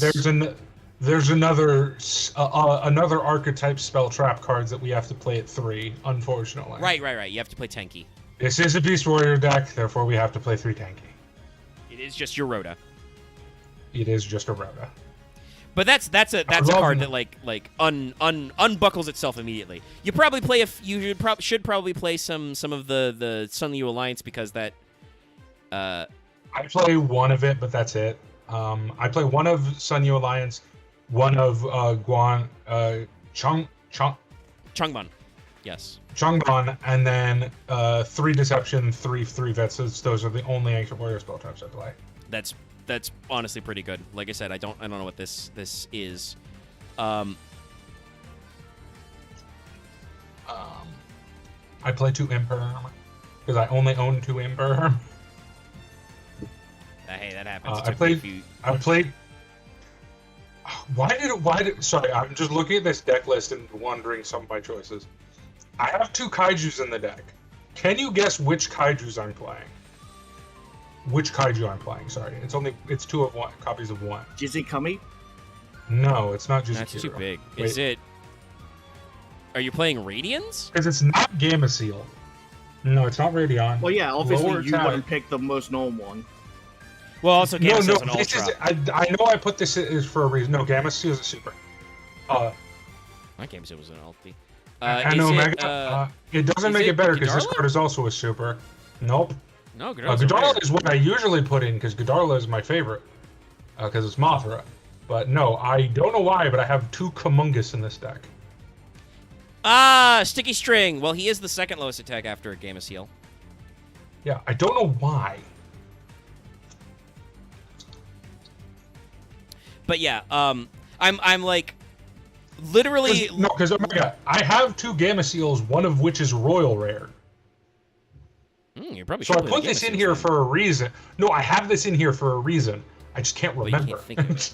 Are you playing a Synchro package and the Kamungus levels are Oh better? no, it's because of the attribute. It's because it's a different attribute. Okay. to everything. Okay, I figured that out. But yeah, so like literally the wiki kind of spells it out. So like the deck's relying on its normal summon. You need your primary starters are Liu Xuan or Sun Mo. Yeah. And then you need 3 visits as your other way of generating field presence. And then Well, they have. One While you have summoning conditions, your high level monster you can't play too many of them because you'll brick. Yeah. Well, generally you can play 2 Dong Xuan because or Dong Ying technically, but Dong Zhou. Yeah. Because you do still probably play them, but the card does mention that because the wind monsters want more monsters in your opponent's turn, stuff like evenly matched Lightning Storm and Sphere Mode can be bad depending on what cards you're drawing, and the deck doesn't really have any good going first options. Your best thing is to set up Lu Fang or double Dragon Lords, and it's like that's not that good. Does also point out or Crooked Cook. Crooked Cook stall also works. Conversely, also, it says literally, the deck has a hard time dealing with monsters can't be targeted or destroyed, such as Avramax with under IP or other towers type stuff. And so use of Kaijus is strongly recommended, and I'm like, that tracks. Yes, you want some Kaijus because you can't really cover you definitely want Kaijus. I just don't know why I have Humongous, or I didn't know. Now I know because it has attributes. Yeah, it's because none of the guys are Earth. So it would have probably had to have been Kamunga. What's the light? Oh yeah, the light kaiju is Thunder King. So that one's bad. Yeah. My extra deck is very funny. Here's some of the hits from my extra deck. Is number 41, Baguska, the Terribly Drunk Man. No, Baguska, number 59, the Mean Chef. My now banned card that... Oh wait, is this banned in Master Duel? No, it's not banned in Master Duel yet. My Royal Rare Appaloosa, which is my going first option. Yeah, there it is. Pass. Stupid Star Slayer, Skyfawn, the Sky Crisis. I actually have a the Dark Charmer in here because I've noticed that can be really fun. That would add you your stuff, yeah, too. and then you can summon stuff. Yeah. I have Red Eyes Flare Metal Dragon because you can overlay Zhang Di and Guan Yun into Red Eyes Flare Metal. Obviously, the two brothers bond forms a giant dragon. Clearly. And then what's the other cards? Zeus. And then that's pretty much it. And then 3 of the Ancient Warriors Oath Double Dragon Lords. Yeah, it's kind of like you can do a lot. I mean, you could do a lot with it, but it also kind of like, yeah, it's just kind of there. They probably could use some like I said, they could probably use some extra tricks. I don't know what it is. And they tried a little bit of petering out support, but didn't really do anything with it. Because it's in the OCG Structures manga, that's something that, like, if Konami ever printed a manga or later prints a manga or makes an anime about something, they'll come up with an excuse to reprint things, even if it's just Ecclesia's face on a on an anime screenshot alt art. Yes, that's happening. But it's very interesting. But yeah, so I'm going to pick the boys' brains if they got any other archetypes to jump out. But we'll probably do another best of the worst bracket. I'll get it up. Not what tonight. Archetypes haven't we done? No, quite a few. We have to check. We got a list. Okay, Dog Dick. Dog Dick. That is what I choose for my next archetype. All right, we'll keep it in mind. But yeah, this is my segue. It's been 3 hours. We're gonna wrap up the stream because I do, no matter what, got some other stuff to do. So thanks everybody for tuning in. Like I said, we'll bring up the poll on Patreon. You can support us on Patreon, $5 and up level to vote in the Fail Portrayal poll and get other stuff like the Wanted. One of the things I probably need to be doing is working on that Wanted. That'll be up early. It's gonna be about one Gina. Other than all that, obviously tune in tomorrow for Final Fantasy XIV. new patch, new cosmic exploration stuff. Probably need to at least take a look at that, what we're doing over there, and probably we'll do some more extremes farming. See about some other stuff going on. We did get back to streaming Death Stranding yesterday, so be sure to check that out. And like I said, keep your eyes peeled for the Wanted. And you know, we'll keep on keeping on with the latest newsies and stuff. And eventually, like I said, there will be more of the. Actually, normally I announce what's coming next. Not sure. I'll figure it out. Because we cleared all the archetypes out of Justice Hunters, which just came out. They've detailed all of the deck creation archetypes, but they're not officially out even in the OCG, so we're going to put that one on hold while I come up with other stuff. And hopefully we can get some cubing done, but I know that, like, Vespera has some scheduling stuff, Axe has some scheduling stuff, so, like, organizing a big cube's hard when not everybody can make it all the time. You need a couple of players to actually make cubing fun and cool. Well, thanks for tuning in. Don't forget to like, comment, and subscribe. We'll see you guys later. Yeah, I guess that's it. Good night, everybody.